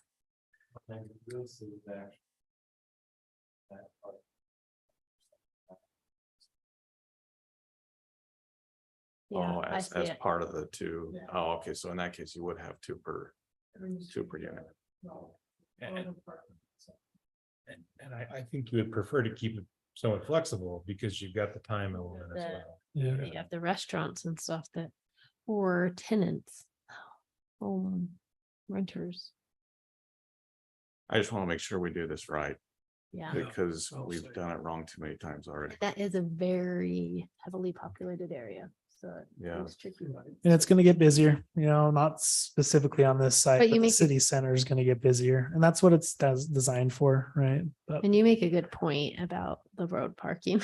yeah, You go to Boston, everyone's in the road. So yeah, we want each parcel to stand on its own and function within its own, you know, design. We don't want to lean on other parcels adjacent to it, but yeah. So if all four of those on the front were restaurants on the bottom floor, Yeah. Uh-huh. you're saying that would only drive the need for 47 parking spots. If I did my math correct, let's look. When I was looking at it's what you guys, it's 70 something hundred square feet. That's assuming single story just with the footprint, or is that doubles with both of the stories? I counted those up and there's 7,080 square feet divided by 150 per one, that's 47.2 stalls. That was per floor though, right? So you need to multiply that by 2. And I guess that's a good clarification. Is it per floor? Yeah, so we just double that.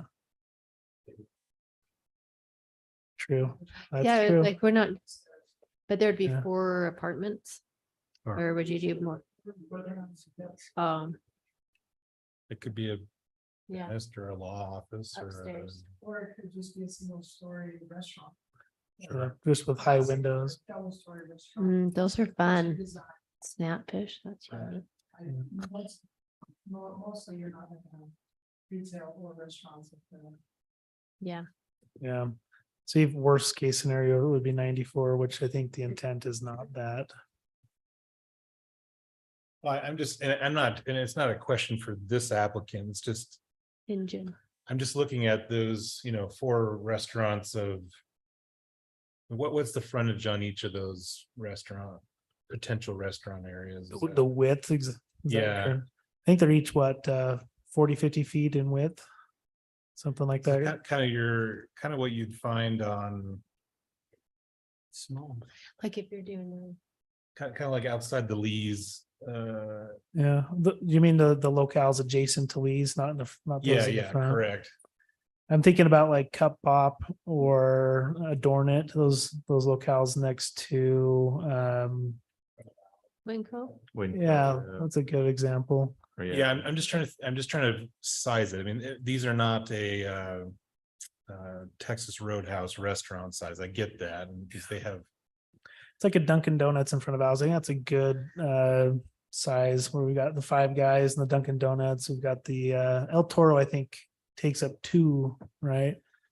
So an El Toro would be like this entire building, I like think a is, Cafe Rio would be 2. yeah. Costa Vida. Okay, all right. I'm not as worried about 47 then. We're very visual people. One thing maybe we could look into is based on final design, if they do want to have usable square footage on the upper floors. Maybe we take that into consideration with parking before we go into the well, I'm trying to think where the rubber would hit the road on that as I'm thinking through it.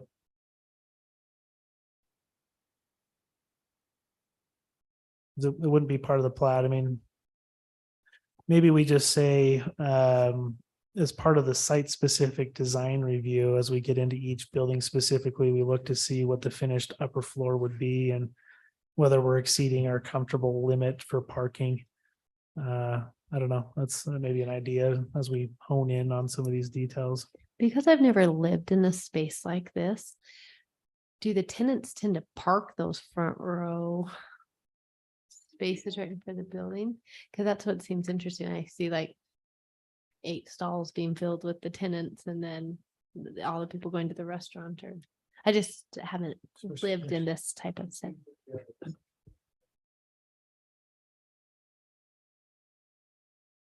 And how does that communicate? Like they just know, or they just select to park?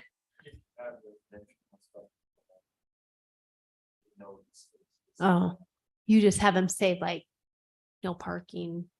And they have their two. Okay, thank you. I trying to figure out how they.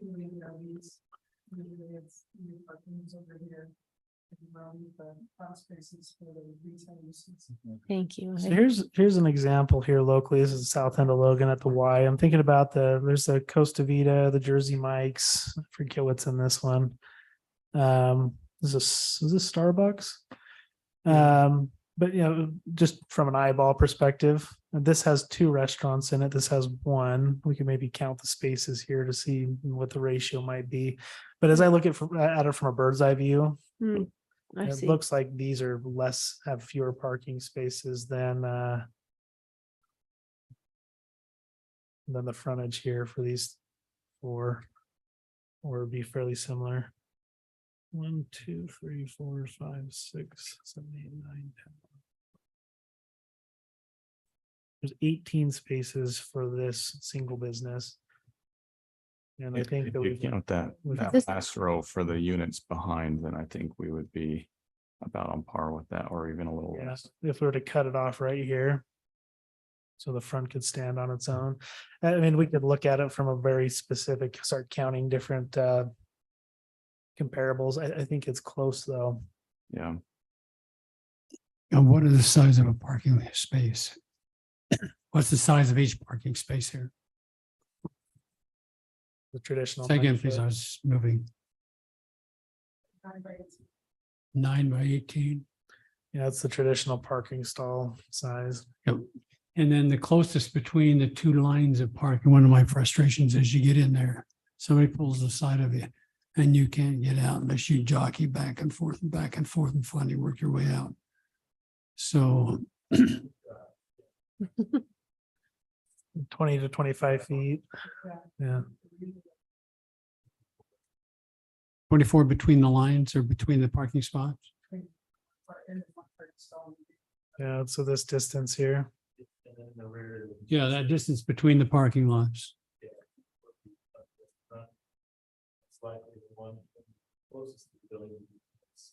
Right here.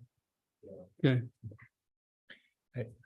I mean, you'd ask the question, I mean, if we were allowed to flex during the day, I don't have a concern personally.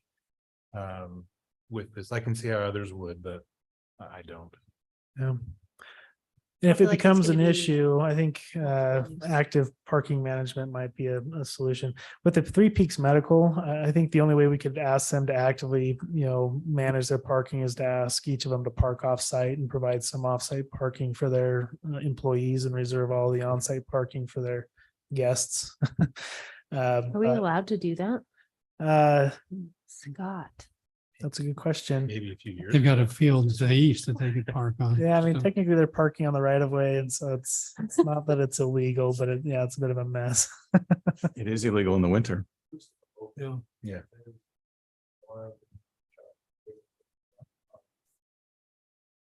Yeah.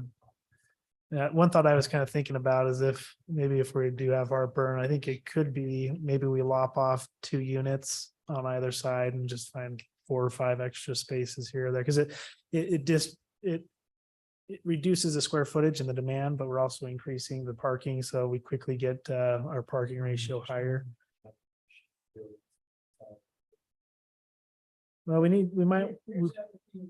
Also, we could combine a few of those units into single units. And then same square footage of building, but we reduce the number of tenants. Yeah. So, I mean, either Oh, way, we're gonna get to the right, gotcha. you know what I mean? So. That's a good clever. Joey, is what my biggest concern is that we maintain a fire access loop around Yeah. the horseshoe, and so Yeah. I don't know, you still have the 20-foot separation and But for just deliveries of goods, you're gonna want. yeah. Yeah. think right now. Some of those. Are they pretty big right now? Returns. Yeah. So we anticipate, delivery trucks. Hmm. Whatever. that's- So you're thinking there might even be an opportunity for some parallel parking, maybe along here? Oh, I mean, technically they're over landscaped, and so we could reduce this buffer right here if we needed to. That's an offer, maybe that's a low hanging fruit right there. I think, I mean, it's nice to have that buffer. I do Again- like the buffer between, I was just thinking of the Back to old trees. song, I think it was Jim Croce. Yeah. Paved paradise and put up parking lot, just, I think during daytime hours, you wouldn't want that parallel parking probably if there's big trucks coming through, but in the evening, if they're restaurant, whatever, I still don't think it'd be that full in the evening because they could use all that parking. Okay. would you guys like to see more pen put to paper on the parking, or are you comfortable as proposed? Would you like to have a condition of approval that they look at maybe squeezing in a few more parking between now and when they take it to the city council? You want to have them come back and show you an updated exhibit with maybe a little bit more parking squeezed in? Thoughts for consideration. No, any of those I think are acceptable actions. I would feel better about that. I would just hate to see you have it set up with the right parameters and spacing. I would hate to squish any of that stuff. So however that could look, if you're saying combine a couple buildings and that knocks out four stalls. Yeah. I feel okay with it, but I don't want to eat my words when it's over parked. Maybe an opportunity, On the maybe an idea could I'm be, okay with maybe if we're trying to strike the balance between blacktop and landscaping and buffering, and maybe we err on the side of maybe let's try to keep more landscaping than parking, but maybe there's a contingency in our agreement that says if they're underparked, the city can come back and request that they maybe move this or maybe have an alternative parking plan that they execute to increase the number of stalls. Maybe a flexible type of a thing where for now, we'll say we want more landscaping, and maybe if it becomes an issue like Three Peaks Medical, we say, okay, we're gonna invoke this requirement for you guys to execute on your. It's hard for the city to come back and say, what leverage do we have to force that to happen? From an enforcement standpoint, It is You hard. have a pre-agreed plan with a neighboring landowner for some parking on their, I don't. yeah. Just park it. So it's up to you guys. Because this is an alternative parking plan, it doesn't technically meet the ratios in our ordinance. I think there is discretion here where you guys could request, that they provide more information to support the ratios that they're proposing, or I think because it's not just a simple check the box, you comply, that there is some discretion in your recommendation to the city council on the parking situation. I think we could add a condition to the recommendation that there's at least an average of 2 stalls per 1 unit ratio on those back buildings. How do you then? I think we're counting this, so. At the back falls, so then how do you? Have those front? Yeah, the back stalls back here. Well, Well, I bet you're right, but they were saying, so what Heather's saying is if you include that last like Because weren't you that row counting right on there the as- island? You were as counting, back stalls, then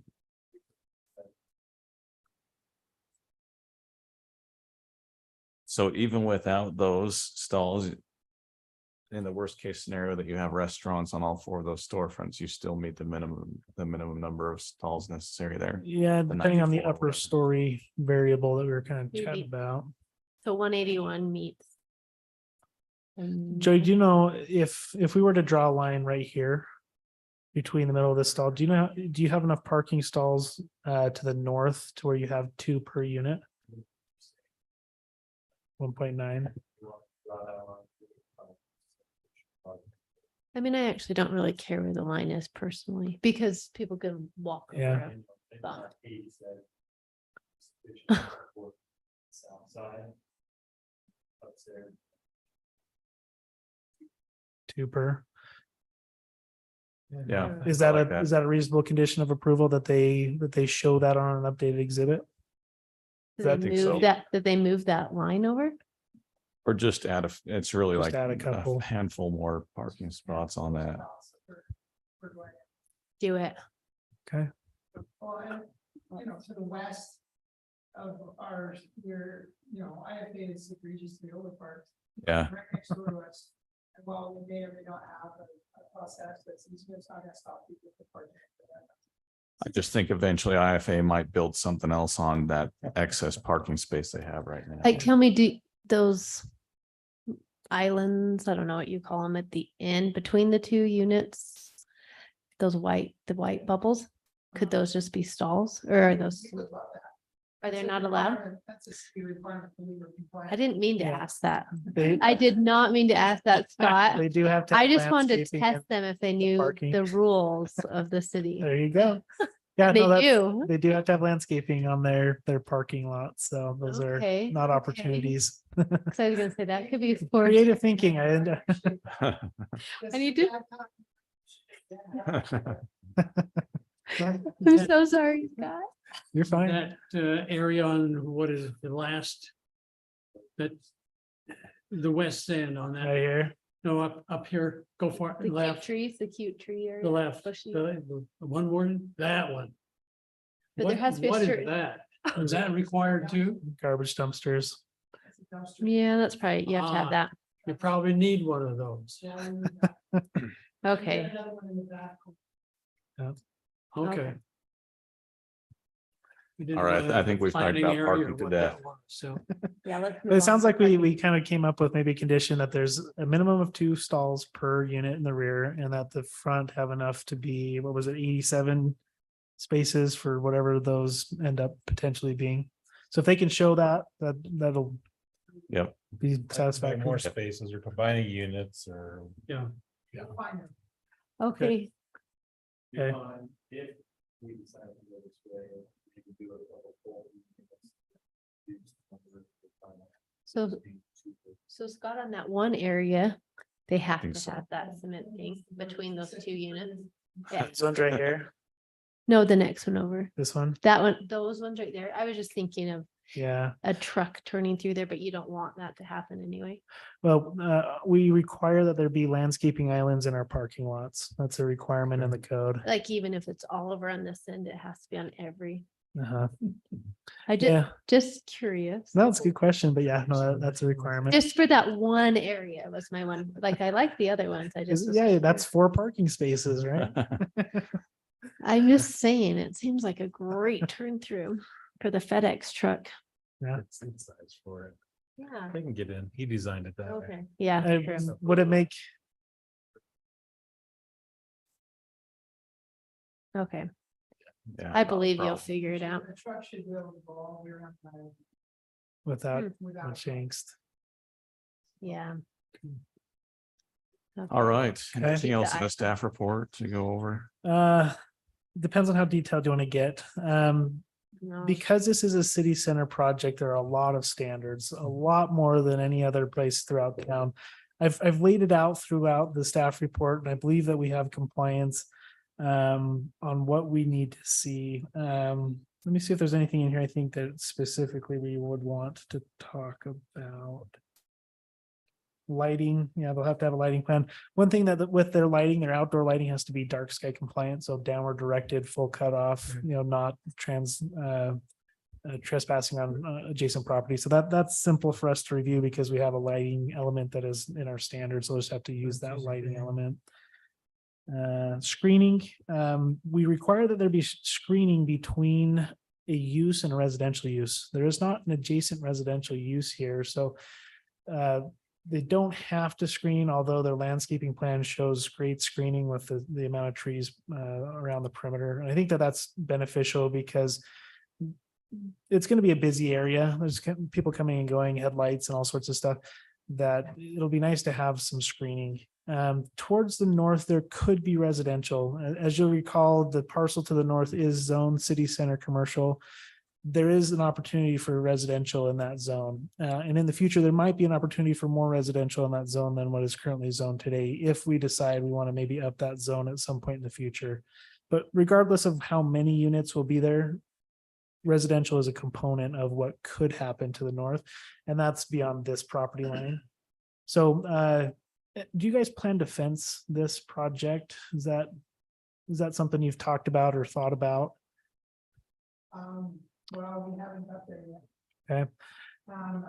We don't see a need for it. And if a need comes, we would be open to fencing it, but Yeah. I mean, we don't want to put a fence where we don't need a fence. Keep in mind, we've got IFA, to the west, and we've got the Bishop Storehouse to the east where there's no residential. I don't think that we need per se screening. The trees provide a great screen as is, but the detention basin. We're set back.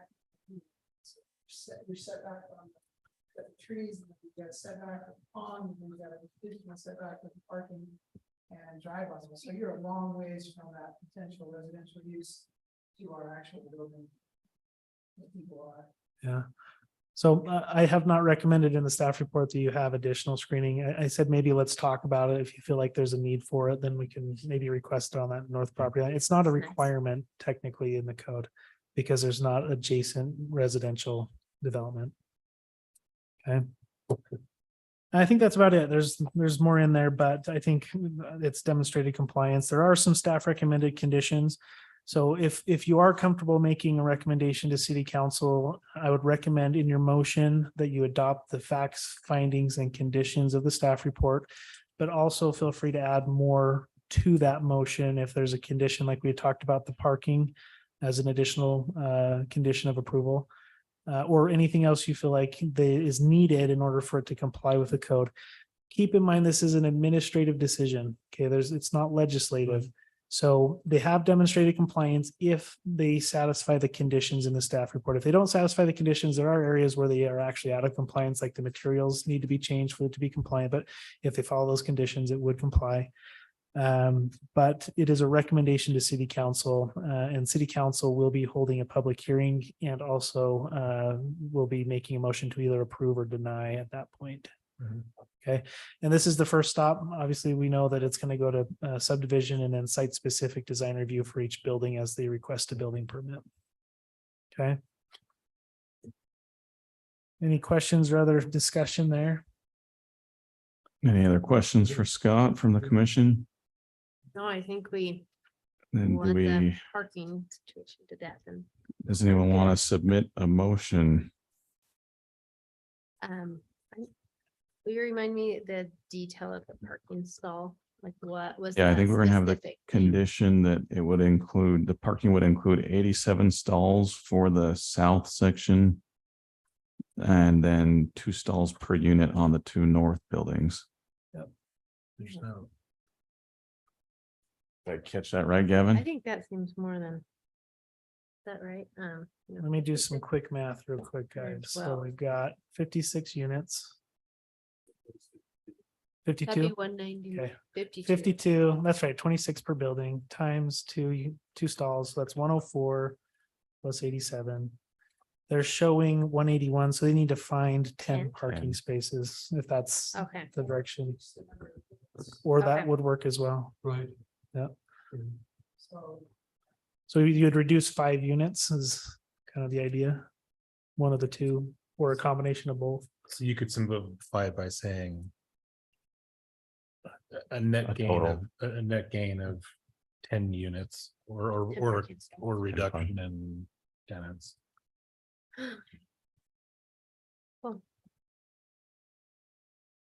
All right, then Ready? I will move that Are we, ready? Commissioner, I think you're acting as chairman. oh yeah, you're right. So okay. Yep. Do we have a Oh, we were motion? trying to figure it out. I was like, what are the numbers?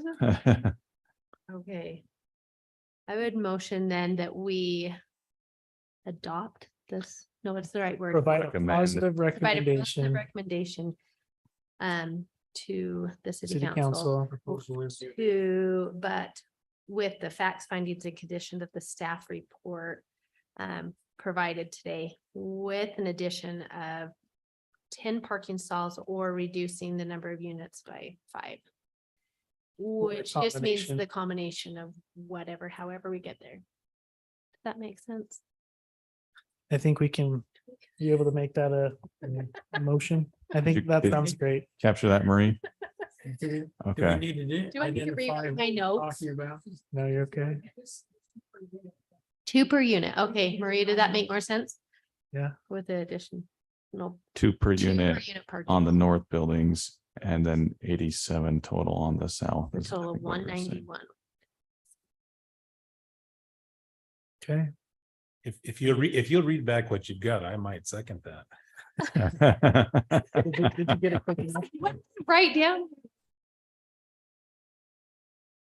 MUD 2023. Mixed use development plan.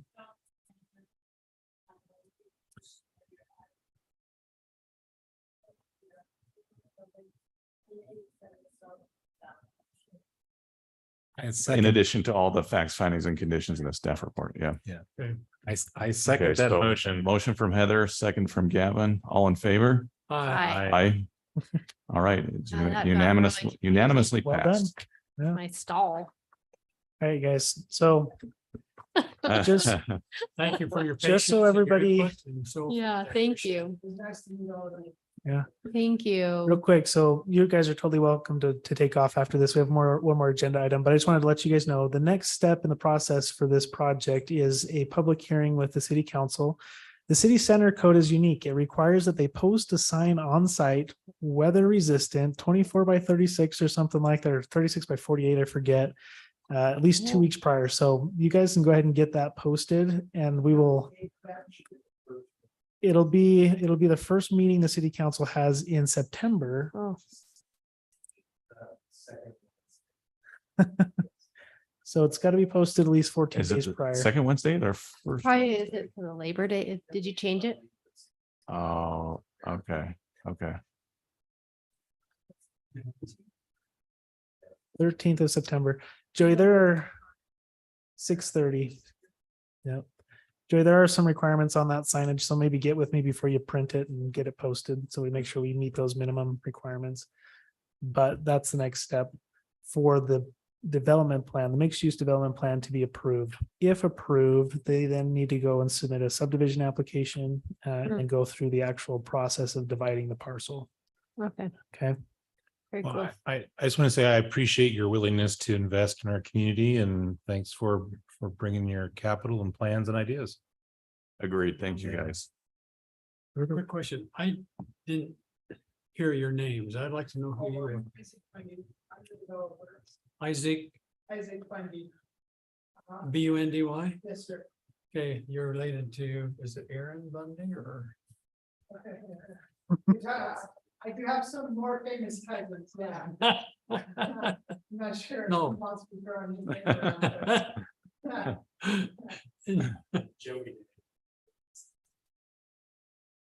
They're local, they're right here. Joey Day. Okay, Danny McFarland's company, right? Okay.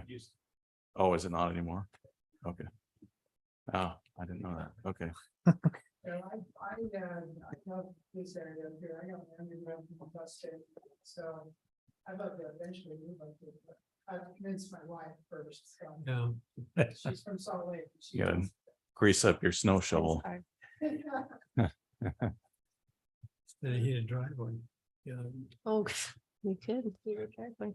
my neighbor has heated driveway. Okay, let's see, Okay. agenda item 2 then is to discuss. Thank you. 2023 Thanks. moderate income housing report to the state of Utah. Okay, real quick, I think we can go over this here. Ready, 30. I wanted to give you guys just a brief overview. The city is required to submit a moderate income housing report annually. This is a new requirement to the legislature. First required back in 2019, and then has gotten a little bit more specific over the legislative session since. To where initially the legislature wanted us to put together a plan and incorporate that plan in our general plan, which we did. Then they said, okay, now you need to go a step further and you need to add some measurables and some timelines. And if you don't achieve those, then eventually there will be daily fines for noncompliance. So we've kind of gone down this path where the state started saying, let's plan for it. Okay, now make good on it. And now, by the way, if you don't, then you're going to be fined for it. It's probably one of the heaviest approaches the legislature has taken on local land use autonomy. And it's a challenge. But as far as what we're trying to do, last year we modified these goals. We have 3 goals that we were required to select from a menu of 23 options. 2 of which we had chosen to rezone for densities necessary to facilitate the production of moderate income housing. That language is copy paste from the state requirement. We didn't have any latitude in deciding how that read or how it was drafted. So that is one goal we selected. The other goal was similar, where we would rezone for densities in residential, in commercial or mixed use zones. So for example, in the city center is where we were kind of anticipating maybe adding some additional zoning for perhaps moderate income housing to come to fruition through the free market. And then lastly, our third goal was to modify our accessory dwelling unit language to facilitate ADUs, maybe make the regulatory environment a little bit more hospitable for folks to bring those to fruition in their backyards or in their basements or above their garages. In our report, it's rather lengthy, but we were required to report on each of these goals, each of the tasks, each of the timelines to see if we're in compliance. Most of our timelines are pushed back until 24, 25. We do have a few items in the 23 timeframe, but they are contingent on our ability to satisfy or to improve our water infrastructure. Right now, we've got a critical shortage of production, storage, and distribution of culinary water throughout the city.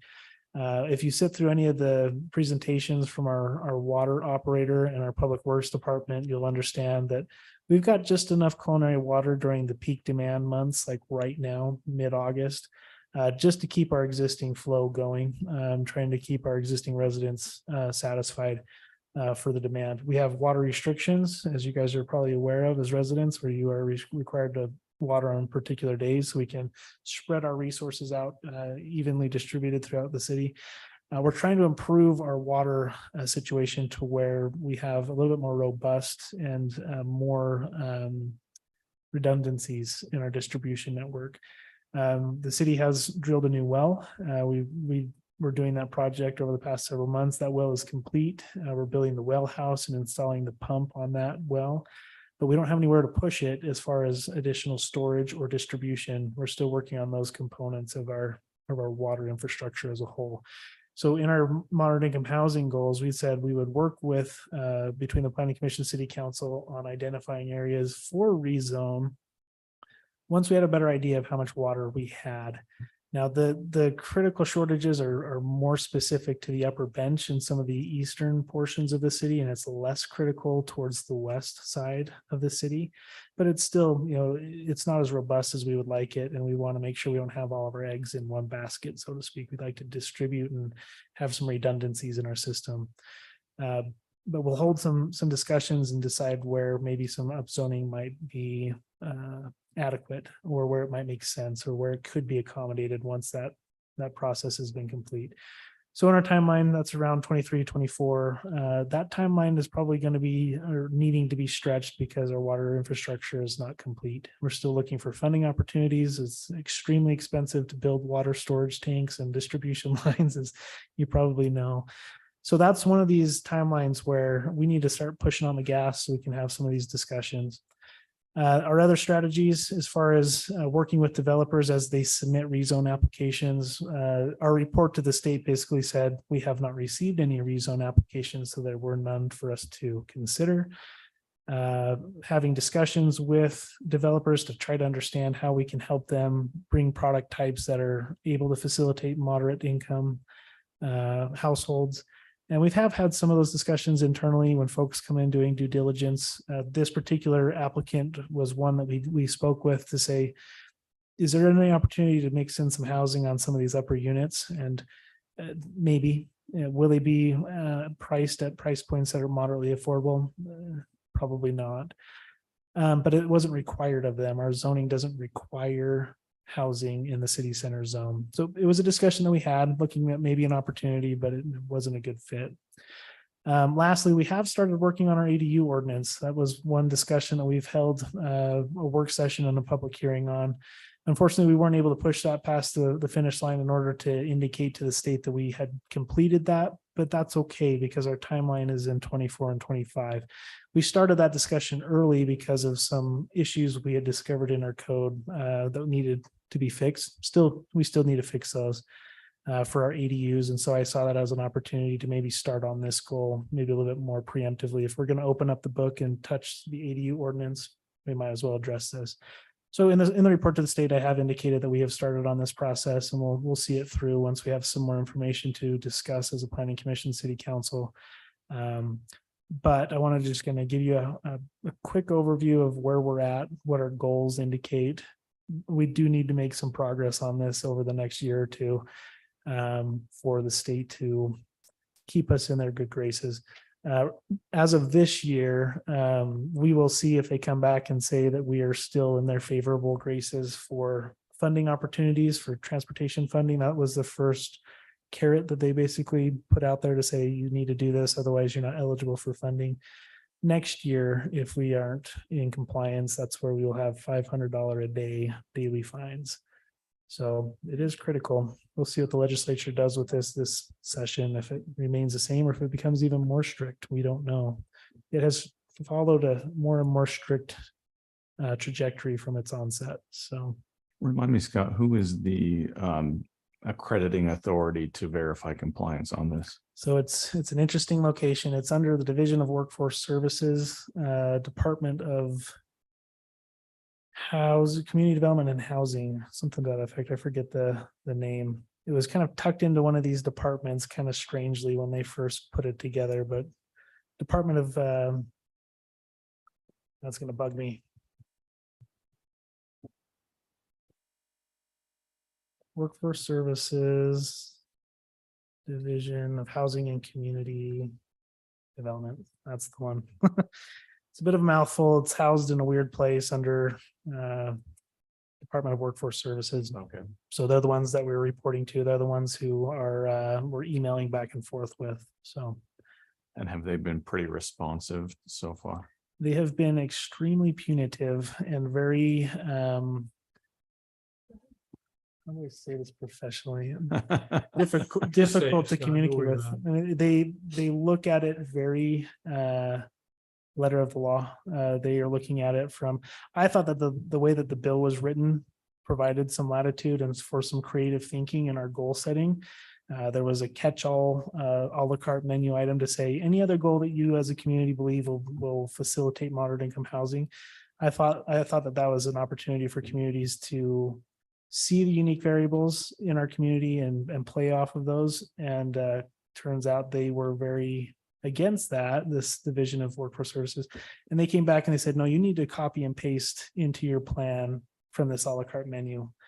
There's no latitude for creativity or discretion. So they've taken a very hard line of letter of the law on how they're looking at this and reviewing our reports and how they're reviewing our compliance, which makes me just kind of feel like, for example, if we need to, this first timeline where we said we would start talking about some potential or some joint planning commission, county or city council workshops to identify candidate upzone areas. And we said we would do that early 23.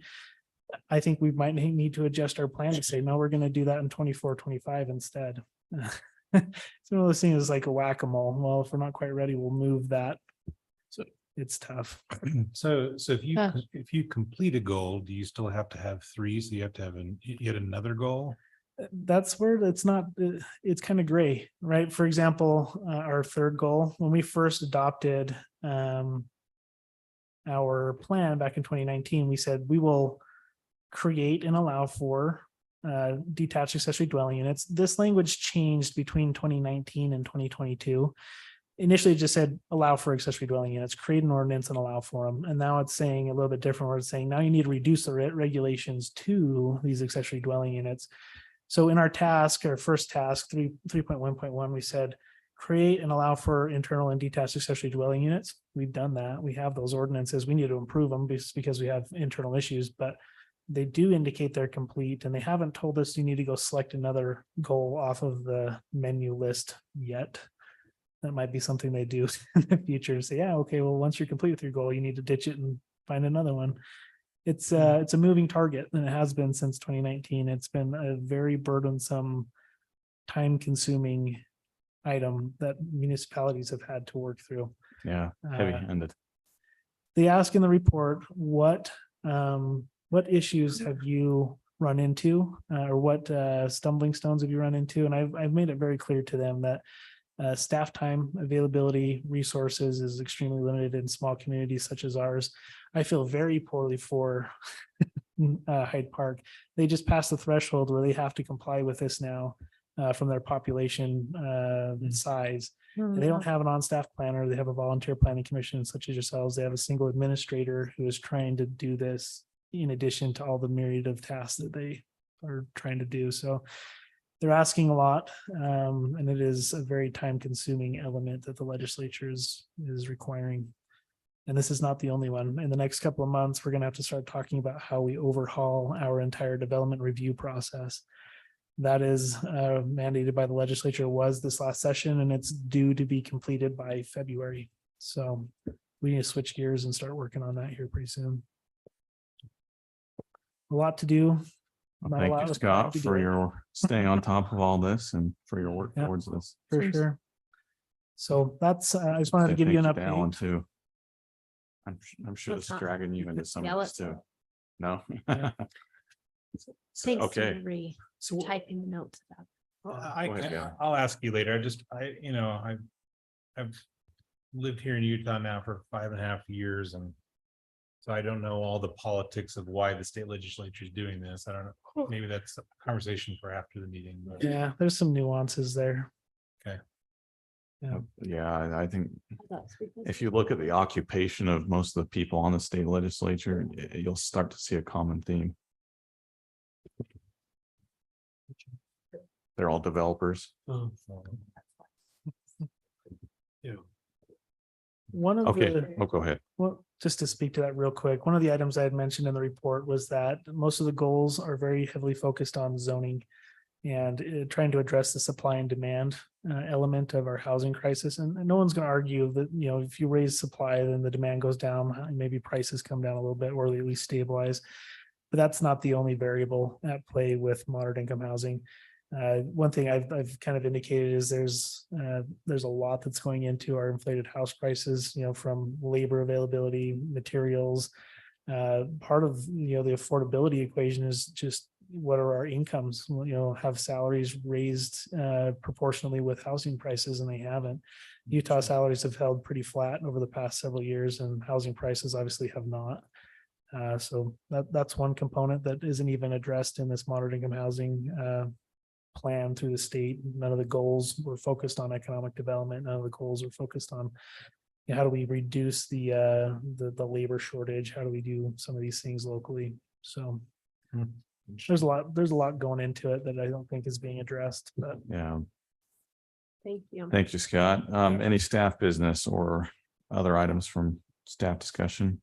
yeah, I just wanted to just bring up again, this next month, the reason why we have a modified city council agenda is because of the annual Utah League of Cities and Towns convention. It's held down in Salt Lake at the Salt Palace, and it's basically all of the appointed and elected officials, city staff go to this convention and, you know, kind of catch up on local topics and have some training. It is something that you guys are welcome to attend. We do have some training funds. If you guys would like to go to this convention, I'd be happy to set you up for registration.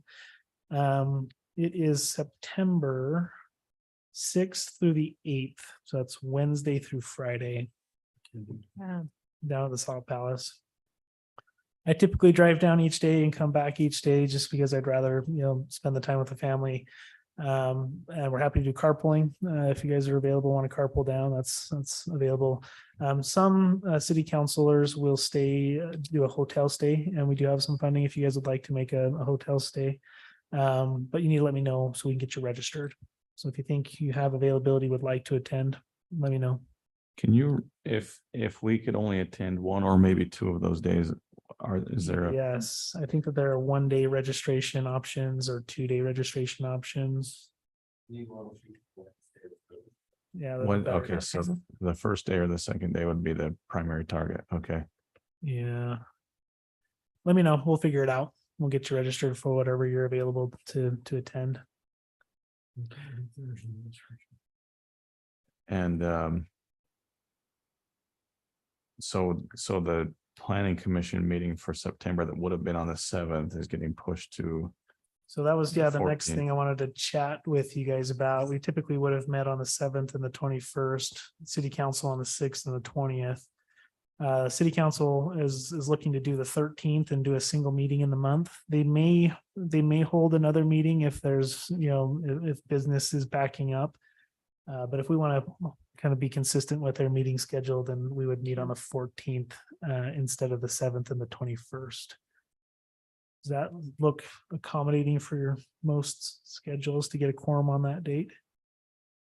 Mhm. I will start the process of making that work. It's busy, I know. First of school and everything's getting back to business.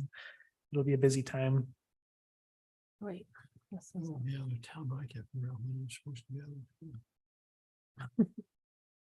So. The 14th of The September. 14th. But that's not the next one. There will still be one on August 17th Yeah. also. Yep. And I do want to talk to you about that here just real quick, just so you have a heads up, but So September would be just the 14th, no meeting on the 21st. correct. Yep. Okay. Okay, and then the next meeting on the 17th. So on the 17th, I want to give you guys a heads up. We'll probably have a fairly busy, not busy in a number of items, but probably a topic that will be busy. We issued public notices yesterday and today for a rezone application. It's in the city center as well. It's adjacent to, it's on the other side of the city center, but across the street from the townhomes, the Sierra Builders townhomes. I can't talk too much about it because we don't want to have formal discussions without the applicant present, as we want to preserve their due process rights. But just so you're aware, we will have a public hearing. We probably will have some animated folks in the crowd, and that's to be expected with a rezone application. So I'll send out an email next week with a staff report. You still have the parcel viewer up, right? I do. Yep. Could you just show us where we're looking at? Yeah. Not in South Logan. It is this parcel right here. So this 0021, it used to be owned by the university. The university did a land swap with this owner. So it is now a private owner who owns this. I don't want to go into too much detail again. I want to make sure that we're not on the record discussing too much of this before it's formally considered, but there will be a rezone. It has been submitted. There is public notice out in the world. So we're required to issue letters to adjacent property owners. There are on-site signage posted, and we will likely be sending out a parliament message towards next week as well. And it's also on the Utah Public Notice website and the city's website. So where we're supposed to post notice, we've posted notice as we're required, but you might have some folks reaching out. Keep in mind, it's something that folks might be tempted to reach out to you personally and talk to you on, sidebar conversations, but try to keep those conversations brief and let them know that the appropriate venue to discuss is here on the public record. If you want to direct them to me, I'm totally happy to discuss the project with them. As a staffer, that's my duty, my role. And if you want to encourage folks to submit public comment to me ahead of time, then that would be adequate as well, appropriate. So And sorry, you said that's currently zoned as, it is city center. Oh, it is single family 6 SF6 small lot resident. The same thing as just to the north here. okay, Yeah. okay. The public notice indicates that the request is to do city center adjacent, which is a little bit more of an intense use. Not much, but I mean, it's different. Okay. So just if folks are reaching out to you via email or trying to reach you on personal channels, feel free to just draw a line and say, come to the city or to the public meeting, submit your comments formally to the record. Then we'll make sure everybody is in the loop and we're protecting due process rights. What's the acreage on that, Scott? It is just here under 8, so it's 7.67. Do they want to put a subdivision in? We're gonna talk about it. We'll talk about more length later, yeah, in more detail. Okay, so just heads up, that might be something you hear chatter about. And that's on the docket for our next meeting. All right, thank you, Scott. Yep. Anything else on the next agenda then? Not yet. We might have other things to discuss, but I think we'll probably have our hands pretty full with this one item, so we'll probably keep it to that. Okay. With that, do we have any other go backs? No. All right, then I think we're open to a motion to adjourn. I move we adjourn. Heron moves, we adjourn. Second. Heather seconds, all in favor? Aye. Aye.